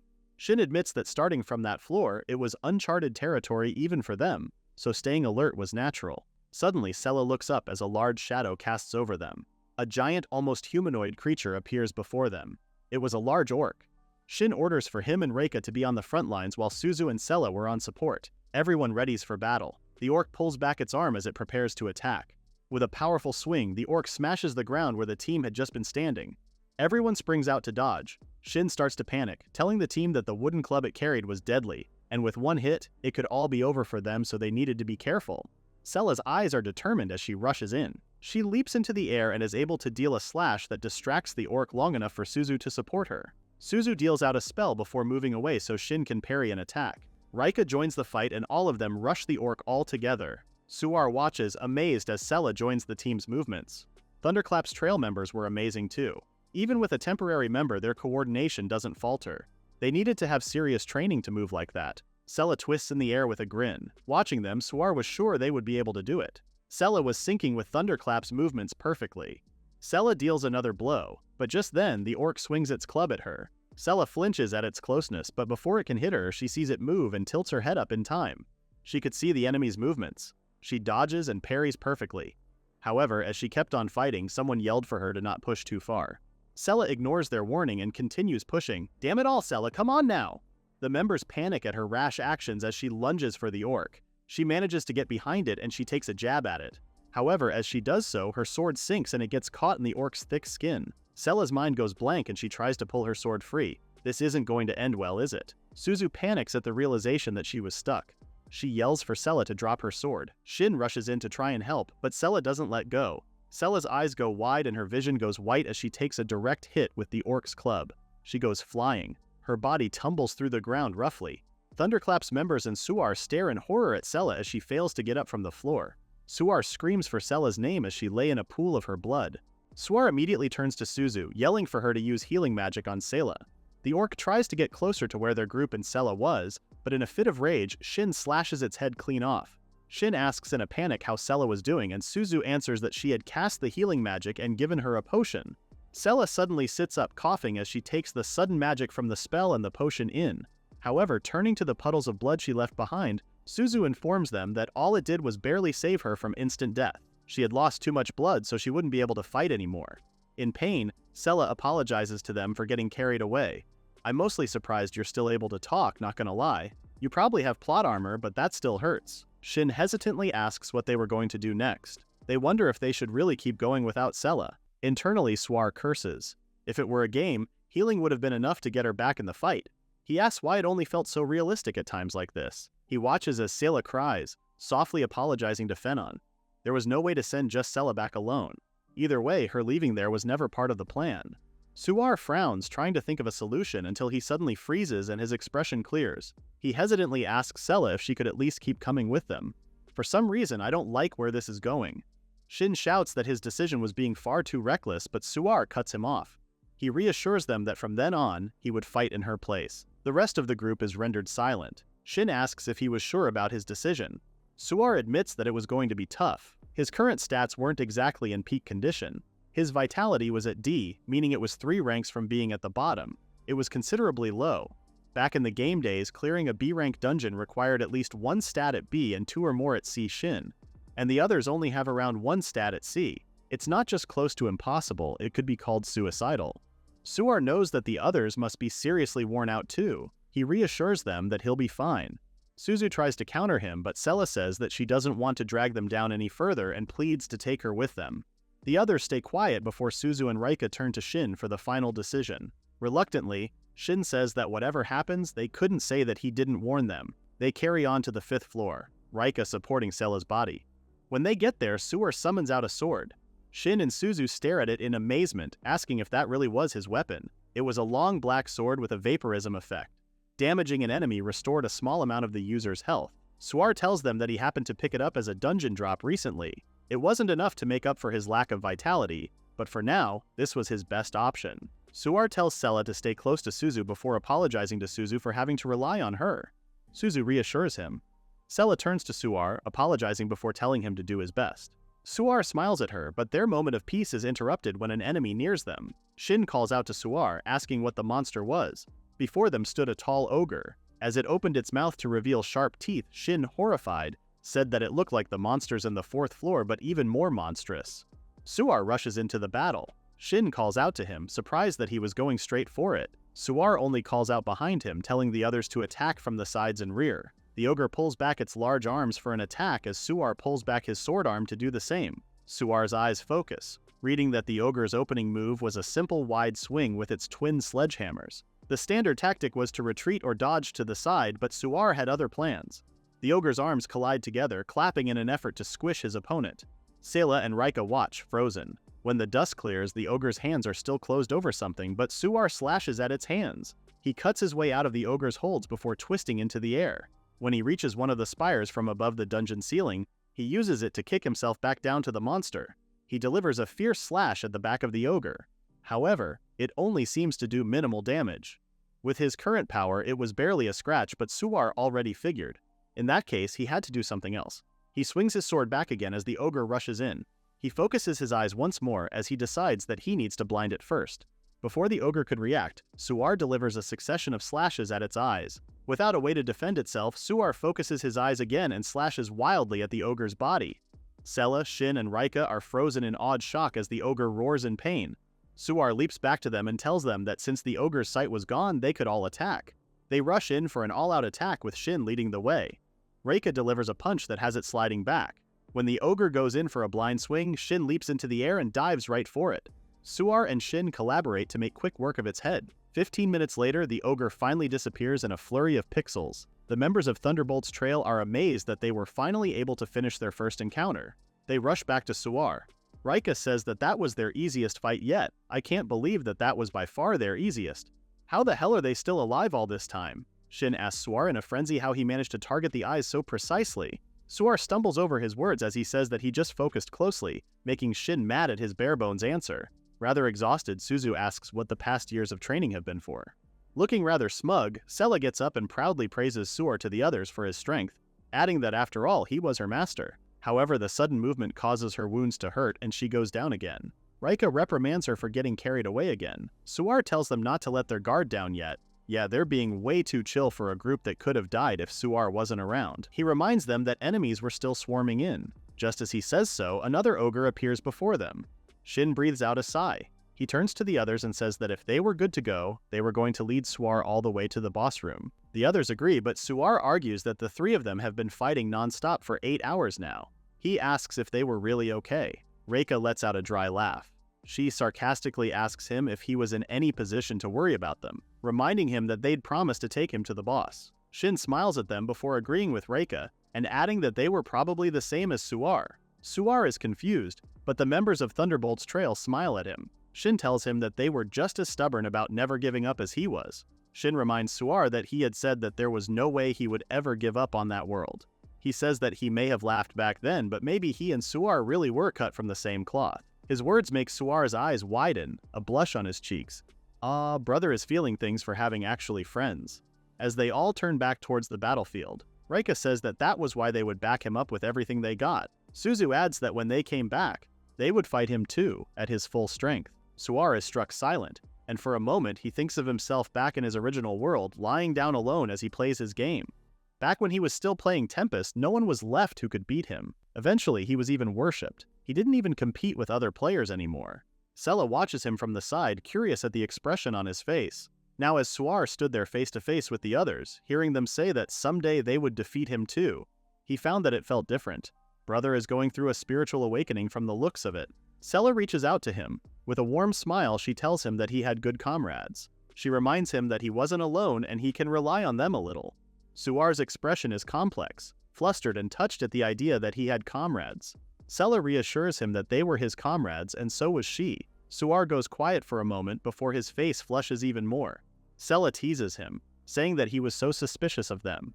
She tells him to trust her already and Suar promises that he would. Sayla pushes him to go and Suar rushes back into the battle. He takes out his black sword and apologizes for keeping them waiting. 3 hours later, Shin breathes heavily as he asks how many were left. Rika says that there were still 3 more and Shin orders Suar to step back and save his strength for the boss fight. Suar tries to argue with him, but Shin says that that was their last stand. As long as they didn't die, they would manage. That's like the bare minimum to ask for. Suar purses his lips as he thinks. He chooses to listen to Shin, thanking them as he turns back to Sella. Shin tells him to leave it to them, Rika and Suzu agreeing with him. Suar stumbles back to Sella and she hesitantly asks him if he was okay. He kneels down in front of her and says that he was a little tired. Sella coaxes him to lie down since the fighting would take a while. Suar tries to argue, but he stops and reminds himself that he said that he'd trust them and leave it to them. He collapses to the ground and says that he would rest, Sela telling him to do just that. Curling into himself, Suar frowns. Trusting others meant fighting against a part of himself that wouldn't easily believe. He knew he wasn't used to it. He has some deep-rooted trust issues. Suar forces himself to sleep. For now, he shouldn't think about anything other than recovering his stamina. He tells himself it was fine and they would handle it well. Suddenly, he hears his name being called. With a shout of his name, his eyes snap open. He sits up straight, demanding to know what happened to the enemy. He gapes in shock at the scene in front of them. The members of Thunderbolt's trail lie in heaps across the field before them. Suar freezes. Suddenly, Suar watches as Shin and the rest of the members raise an arm, confirming that they were all right. You can almost tell their personality by the hand sign they make. Suar gapes in awe as Shin says that he kept his side of the promise, so now it was up to him. Suar and Sella get up as the space in front of them pixelizes. A screen forms in front of them, and with bright eyes, Suar tells them to leave it to him. Shin smiles from that ground. It was the battlefield passed down to him by everyone. As he raises his hand to the selection screen, Suar says that he still had to go back and fight Shin and the others, so he absolutely could not afford to lose. He presses the button to go to the boss floor and the space around them lights up as they're teleported. All of them stop short, horrified looks on their faces as they're sent to a platform. Before them, a gigantic form sits on the same platform, hugging its knees to its chest. Shin hesitantly asks what it was. It was huge, and for a moment he asked if it was a rock. Suddenly, the monstrous thing opens a single terrifying eye focused solely on them. The whole group flinches away in terror. As it gets up from its sitting position, Suar tells them that it was the B-rank boss Cyclops. Suar steps up to the platform before turning around and telling them to stay back and he would hold off the enemy. Sella calls out to him, but Suar smiles and tells them it would be fine and for them to just watch. However, behind him, the Cyclops quickly closes in. Sharp-nailed hands reaching for Suar, brother, that does not look like it would be fine. The Cyclops' arms slam into the platform, but Suar's voice just cheerfully says that that was close. The others are almost thrown back from the impact of the Cyclops' attack. Shin tells them to fall back. When the dust clears, the Cyclops looms over where Suar stood. Suar's voice rings out as he mocks the Cyclops, calling it a slowpoke. The Cyclops is alarmed to find that Suar had jumped over it. As he falls back down to the ground, he slashes at the Cyclops' back. He quickly leaps up again, and the monster reaches out a hand to grab him. However, Suar ducks low, its hand missing him by a small distance. He darts around quickly around the Cyclops. In a series of moves, he slashes all across the Cyclops' outstretched arm. Suar slides across the platform before swiftly rushing back in. He dashes into the Cyclops and slashes at its eye before leaping into the air. The Cyclops holds onto its face in pain as Suar twists in the air and falls back to the ground. I just realized his tactic is similar to his fighting style as the ogre from earlier. As he straightens up, he rolls back the sleeves of his shirt. He was certain that he could still follow its movements. Thunderbolt's Trail and Sella stare at him in a mix of shock and awe, confused how he could move like that. Sella hesitantly says that she's felt it before too. She knew his eyes were sharp, but that wasn't everything. He moved as if he already knew what was coming. Shin says that that was impossible since Suar was summoned from another world, so there was no way he knew the dungeons from their world. Oh, if you only knew. I can't imagine how they're going to handle hearing the truth. Meanwhile, Suar twists back into the air above the Cyclops. Suar tells himself to go left and then right over and over as the Cyclops tries desperately to catch him. As he landed back on the ground, he told himself to step back by 5 steps. Just as he does so, the Cyclops smashes its way on the platform where Suar once stood. The tiles around them scatter all over them, and just as they do so, the Cyclops grabs one midair and throws it at Suar. He twists in the air again, dodging the tile. Suar had anticipated the tiles being thrown at him, dodging them right on time. He prepares his sword again. After dodging, he knew that the next attack would be a critical hit. He slashes across the Cyclops' body before landing on the ground. Suar flicks his sword back, the Cyclops frozen in place. Brother had time to aura farm. His comrades stare, awestruck and in disbelief, realizing that Suar really was reading the monster's attack patterns. Suar breathed out calmly. He's beaten the monster countless times in the game, so his body still remembers how to move. But right now his condition was at its worst. If he died even once, it was over for him, and his level wasn't nearly high enough, bro. This is why you're supposed to have backup. With a determined look in his eyes, Suar tells himself that even with those circumstances, he would still be able to do it. Taking another battle stance, he tells the Cyclops to bring it on because he wasn't losing to some low-tier grunt like it. Suar's comrades stop, confused how he could just call the monster a low-tier grunt. You gotta excuse the guy who's used to being on top. That's the pride they talk about in the Bible. Time passes and Suar steadily continues to fight the Cyclops, hacking at it over and over. His eyes continued to remain focused as he recited what to do next. Once it passed the tiles, he would go left. The Cyclops goes to throw a punch at him, but he times the dodge mid-air and closes in. He lands on the ground with a perfect counterattack. The group is mesmerized as Suar dodges every attack and countering back. Suar is breathing heavily when he suddenly freezes. He's forced to his knees, he swears as his vision starts to blur. I mean, you've been using your hyper-focus eyes thing all this time. He tells himself to get it together since it was when the enemy would speed up. Shin says that he couldn't watch anymore. He asks how long it's been and Rika answers that it's been 5 hours already, but Shin felt like it was already double that. Sella calls out to Suar desperately, but he continues to rush in and delivers blow after blow. Internally, Suar could only think that he was getting sleepy and his body was feeling heavy. He tells himself that he just needed to do a little more. The enemy's health should almost be gone and just one more hit and things would be over. Suar tells himself that after the fight he would finally take a break for the first time in a week, shave his beards, buy some alcohol and snacks at the convenience store, and sleep for 24 hours straight. Suar is straight up hallucinating at this point, and then he would get back to gaming. However, as he tries to rush back in, Suar feels like time stops as he crashes forward into the ground. He's confused. Suar looks down at his leg, eyes focusing. The sole of his shoe had broken. Suar thought it was weird because something like that would never happen in the game. He was so focused on his foot that he didn't see the Cyclops fist coming straight for him. It's bye-bye for him now. RIP Suar, you will be missed. He takes the hit straight on the side of his body. Suar didn't even have time to react. Suar is sent flying, much to Thunderbolt's trail and Sella's horror. They scream his name as he lies paralyzed on the ground feet away from them. Suar couldn't understand what was going on. He couldn't breathe. Things were bad for him. He raises a hand calling out for the system screen. For now, he just needed to hit the logout button. His eyes are dazed as he realizes that the option to do so wasn't there. That must have been horrible to realize. His arm shakily lowers as the rest of his party run up to him. They ask him in a frenzy if he was alright, although obviously he was not. Suzu quickly goes to heal him right now. Suar suddenly rolls over and coughs up blood. Sella calls out to him in a panic. Suar was slowly realizing that things were different and he wasn't in a game. Right now, this was his reality. He curses himself for screwing up and tells himself to quickly get up. He coughs up more blood and Sella orders him not to move. Suar grunts in pain, looking at his bloodied hands in horror. He couldn't breathe in nor breathe out. Everything inside him felt like it was surging up. He was only now feeling a real attack. Suzu goes to heal him more. Her magic surrounds him and he could breathe again. Suar's eyes softened at the realization he was saved. Suddenly, their moment of peace is broken when a large thump interrupts them. I'm more surprised they had time to heal him in the middle of a battle. Reika yells that the boss was coming their way, and Shin says that there was no use because there was no one left who can fight properly.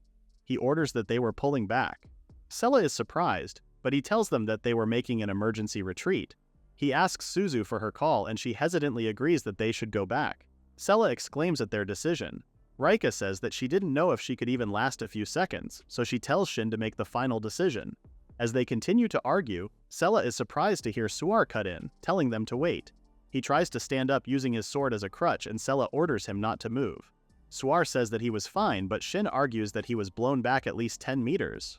I'm surprised he's still conscious. Shin yells at him, admitting that right now, he and Sella, who they've been with these past few days, mattered more to them than Princess Fenin. That's both hard to hear and rather touching considering they've only known each other for a short while. He says that it sucked, but they needed to retreat and think of another way. Suar grits his teeth. Sella stays quiet, but Suzu tells Suar that they should give up. He freezes, eyes dazed as her words repeat in his head. His thoughts spiral at the thought of him giving up in the world of Tempest.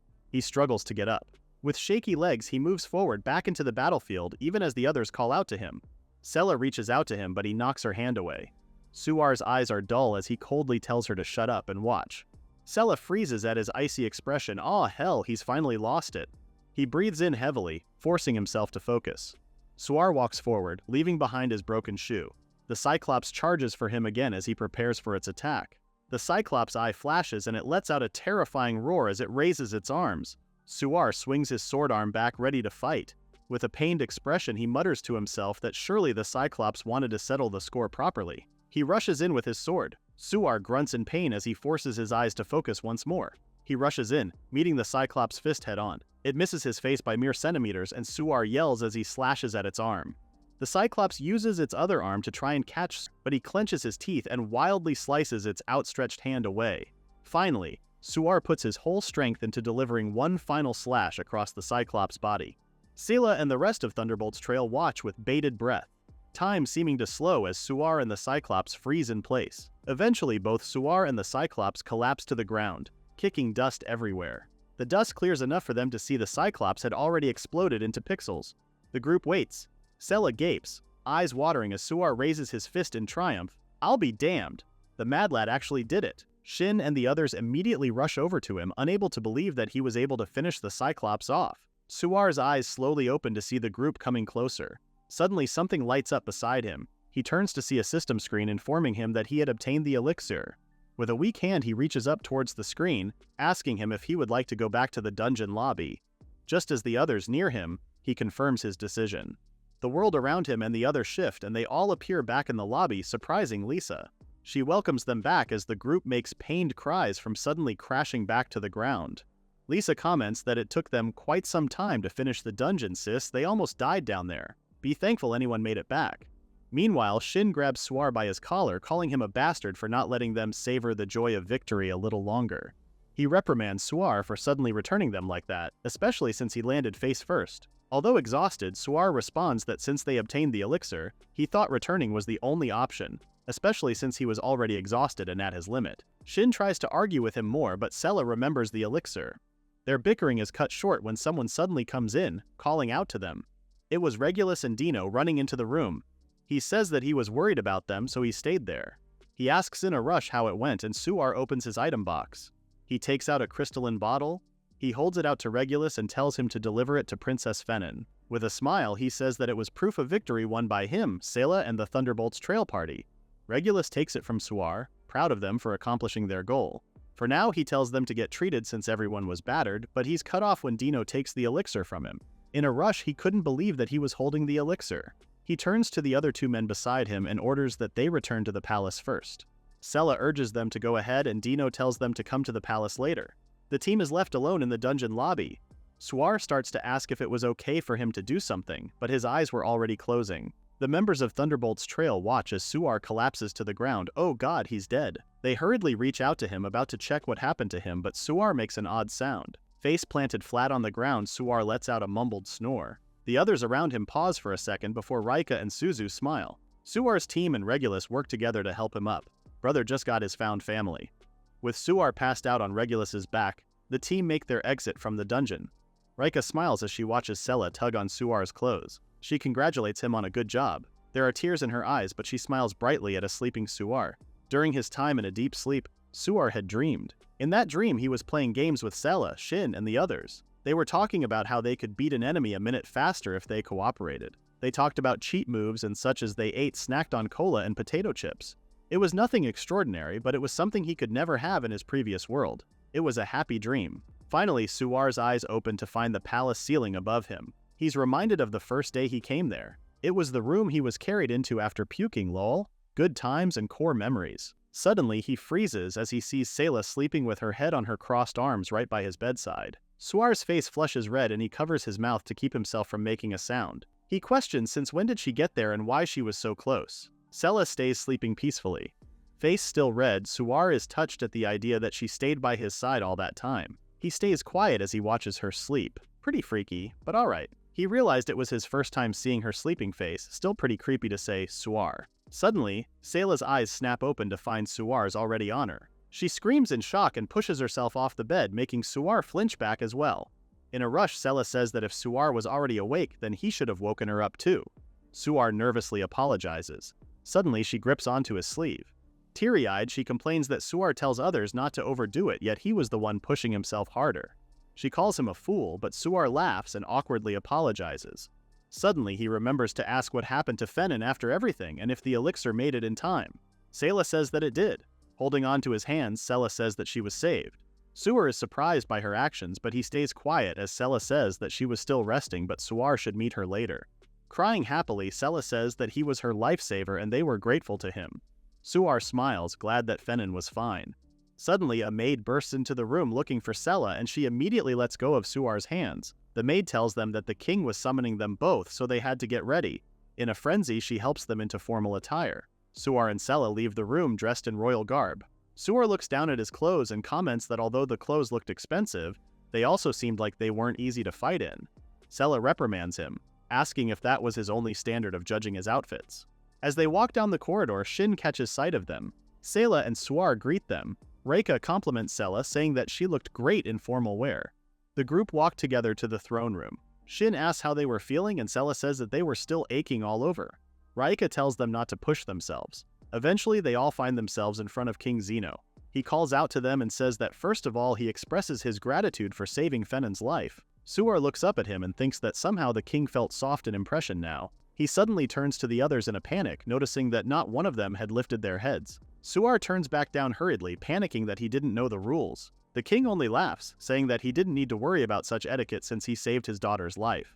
King Zeno also thanks Sela and Thunderbolt's trail. He says that clearing a B-rank dungeon was a feat that will go down in history, so they should be proud. In unison, Sela and the others raise their heads in response. But Suar was so surprised by the sudden action that he ended up exclaiming. Shin stares at him blankly and the people around them whisper amongst themselves. Suar's face flushed in embarrassment as the king said that they could hear the details later, but first, they needed to talk about rewards. Time passes. Suar is absolutely exhausted as he slumped in his chair. He sulks, wondering how things had ended up how they did.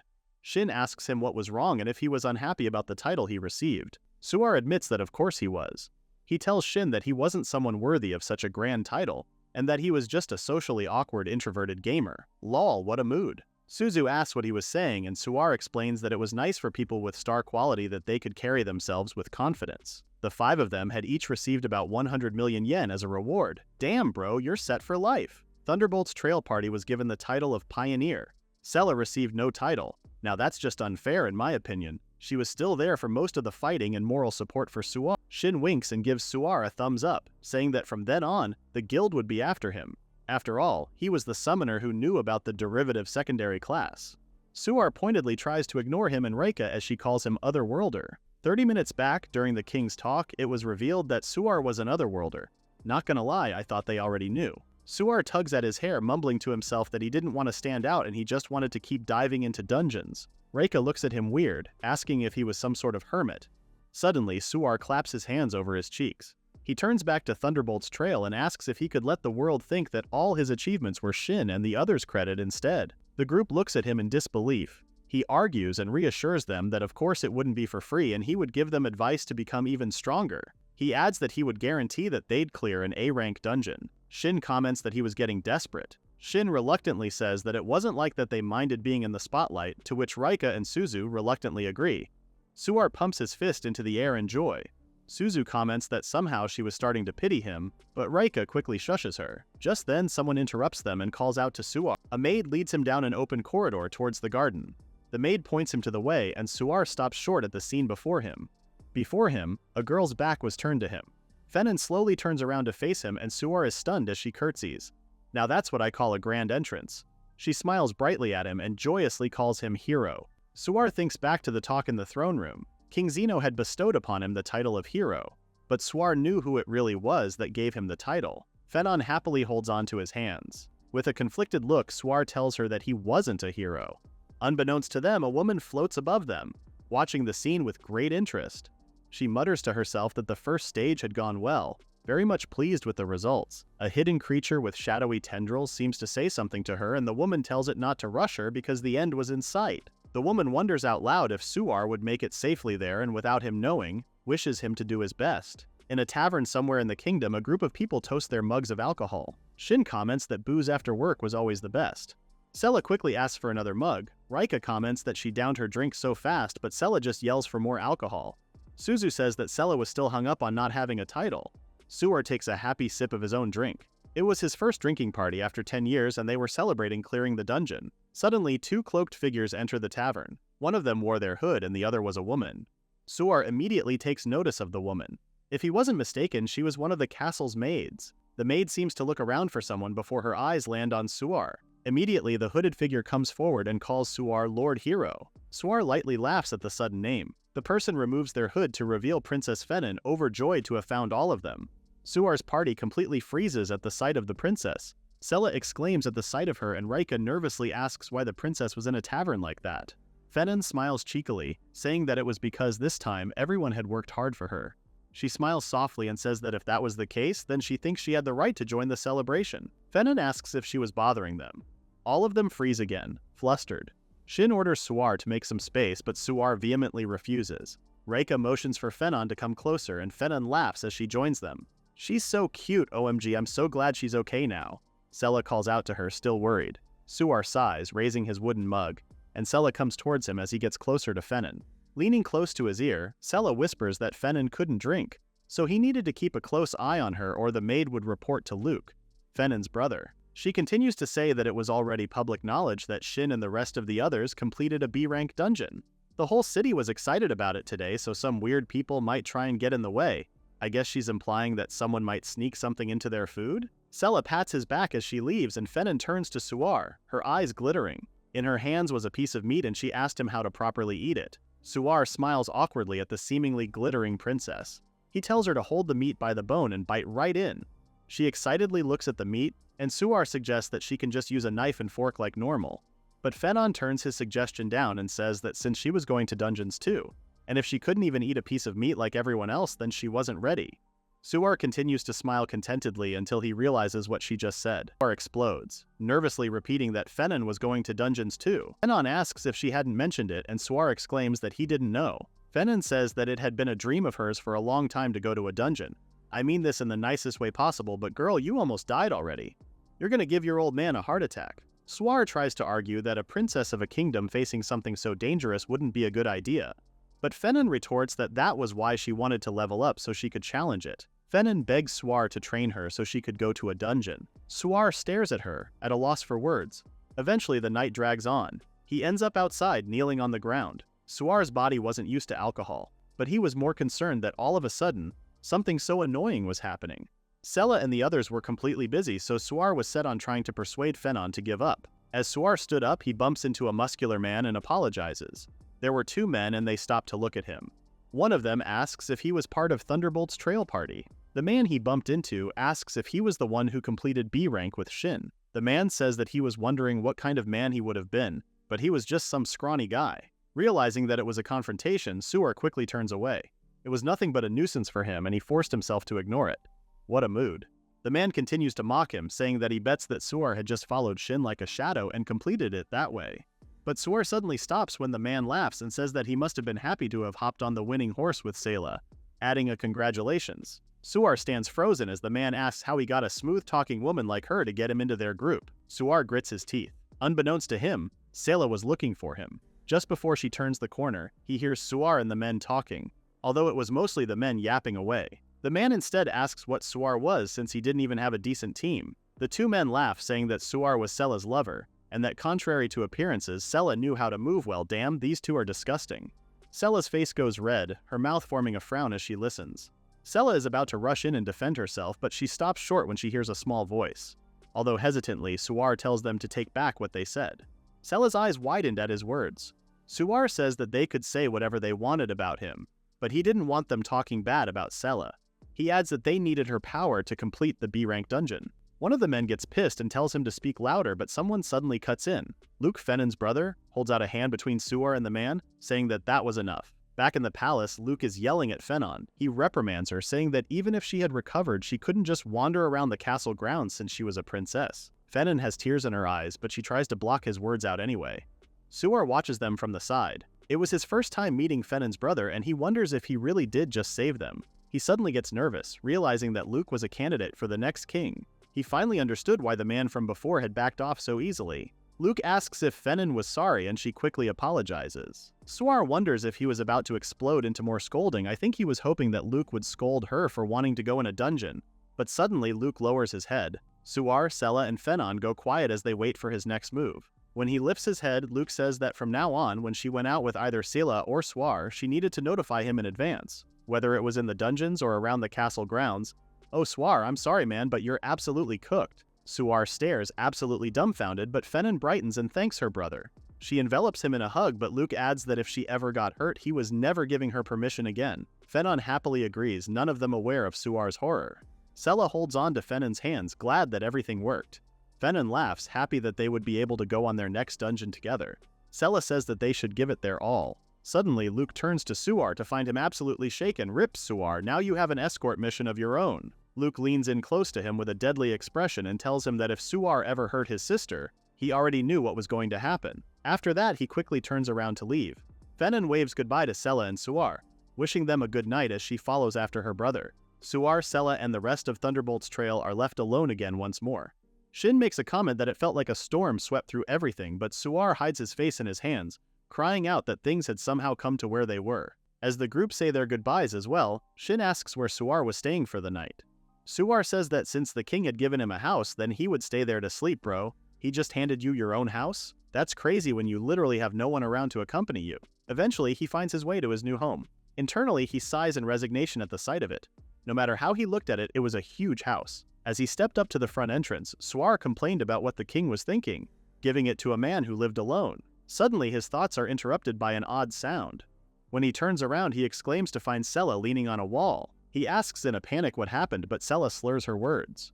With a laugh, she says that she got drunk and asks if she could stay over the night. I take back what I said. It seems that he does have someone to accompany him. Suar stares at her in disbelief. He repeats her words, not quite sure if he heard right. Sela admits that she got carried away by the festive atmosphere and drank too much. Suar is struck silent. Eventually, he opens the door to his house. He leads her inside and says that there were probably many rooms in the house, so she could use whichever she wanted. He suggests that he would sleep on the first floor so Sela could use the second floor. Suddenly, Sela leans forward and holds onto his hands. She tilts forward towards him and softly says thank you. Suar's face completely flushes red, unsure of what to do as he stands frozen in place. Sela stays leaning on his chest for a second more before she suddenly looks up at him with a laugh. She smiles brightly at him, saying that she really had gotten drunk. She climbs up the flight of stairs, laughing back at Suar that drunk people should go to sleep soon. Suar calls after her, but Sela doesn't turn around, continuing up the stairs. What a completely normal interaction. She stops at the top of the second floor and calls out to him one more time. Leaning on the banister, she says that when she got in trouble at the tavern, she heard him get angry for her. She smiles softly at him before saying that it made her really happy, and she thanks him. Suar stares at her, awestruck. Even after Sela had left, Suar stood there, flustered and silent. He breathes out, actually getting scared for a moment there. As he lay in bed that night, he wondered if there was a reason he didn't want to go home. I think you already know the answer to that, sir. Just then, he starts hearing sounds coming from the room above. He listens closely and wonders what he was hearing. As he listens more, the image of Sela taking a bath takes over his mind. He sinks deeper into his bed, unable to sleep. In the end, he really did feel more comfortable in a dungeon than in the human world. Eventually, the night ends and morning arrives. When Suar enters the dining area, he stops short, not quite sure what he was seeing. Sela is wearing an apron and Fennon sits at the dining table. Sela greets him a late good morning, calling him a sleepyhead, and Fennon greets him as well. Suar exclaims in disbelief that even Fennon was there. With a wink, she reassures him that she had asked Luke for permission. Damn, your brother actually just lets you do anything. Fennon's maid suddenly comes up to him and offers him a plate of breakfast, to which Suar thanks her for. Holding up a notebook, Fennon happily informs him that she came to draw up her plan to conquer the dungeon. Never stop being innocent, Fennon. Suar repeats her words, horrified, asking if it wasn't just a whim of hers. Fennon puffs her cheeks out, saying that she was completely serious. Suddenly, with a sweet smile, Fennon suggests that maybe Suar wasn't confident that he would be able to protect her. With a nervous look on his face, Suar caves in. Sela is horrified at Fennon's surprise tactic. Yeah, so am I. Little Princess has some tricks up her sleeve. Their tea is served, and Suar starts to talk about Fennon's dungeon conquest. Fennon claps her hands together, admitting that she's been waiting for the conversation. Hesitantly, Suar suggests that for now, he wanted her to form a party with Sela and Shilly and go to the D-rank dungeon. Suar and Fennon pause for a moment, broken only once by Shilly, Fennon's maid, surprised that she was being told to join the party. Fennon suddenly explodes. With tears in her eyes, she demands to know why she wasn't going with Suar since she was planning on going with him. Suar points out that Fennon was probably at level 1 in a basic class right now, so D rank was fine. With a bright smile, Suar tells her to get used to the dungeon first, bro. Even if it's a lower tier dungeon, you should still protect the princess. Come on now. He continues to smile as he explains that Sela could complete a D rank dungeon on her own, so Shilly and Fennon should get used to combat and support for the moment. Personally, Suar just wanted to explore the B rank dungeon on his own. Sela reprimands him for being so obvious in his intentions, but Suar quickly says that when the advanced derived classes were going to be announced, adjustments were needed, so he would be held at the guild for a while. Sela says that if that was the case, then he could have just said so. Fennon, on the other hand, was doing her best to keep her anger in check. She's so cute, what the hell? Sela hesitantly suggests for Fenon to accept the mission for now since Suar seemed busy. She urges her for the three of them to go together. Finally, Fenon relents and clings to Sela. Sela reassures her and tells Fenon to leave it to her. Suar says that he was leaving first for the guild. Fenon stares at him for a moment before commenting that he really was busy. Suar softly laughs, saying that he could have preferred to head to a dungeon straight away. Sela laughs as well, saying that that was very his style of doing things. Suar adds one last thing. He had also promised Sela to accompany her in her training. Suar says that it might take a little while, but he asks her to help Fenon level up while she waits. With that, he was off. Sela and Fenon smile at him and bid him to take care. Damn, bro, you got two girls saying goodbye to you. As he exits his home, Suar stretches his arms. He wasn't good with office work, but he hypes himself up anyway. Even if the world changed in any way because of his existence, he also wanted to explore the dungeons of other regions. There were surely many different things from the game, and this world that he thought he had fully explored was beginning to excite him. He breaks into a run for the guild hall.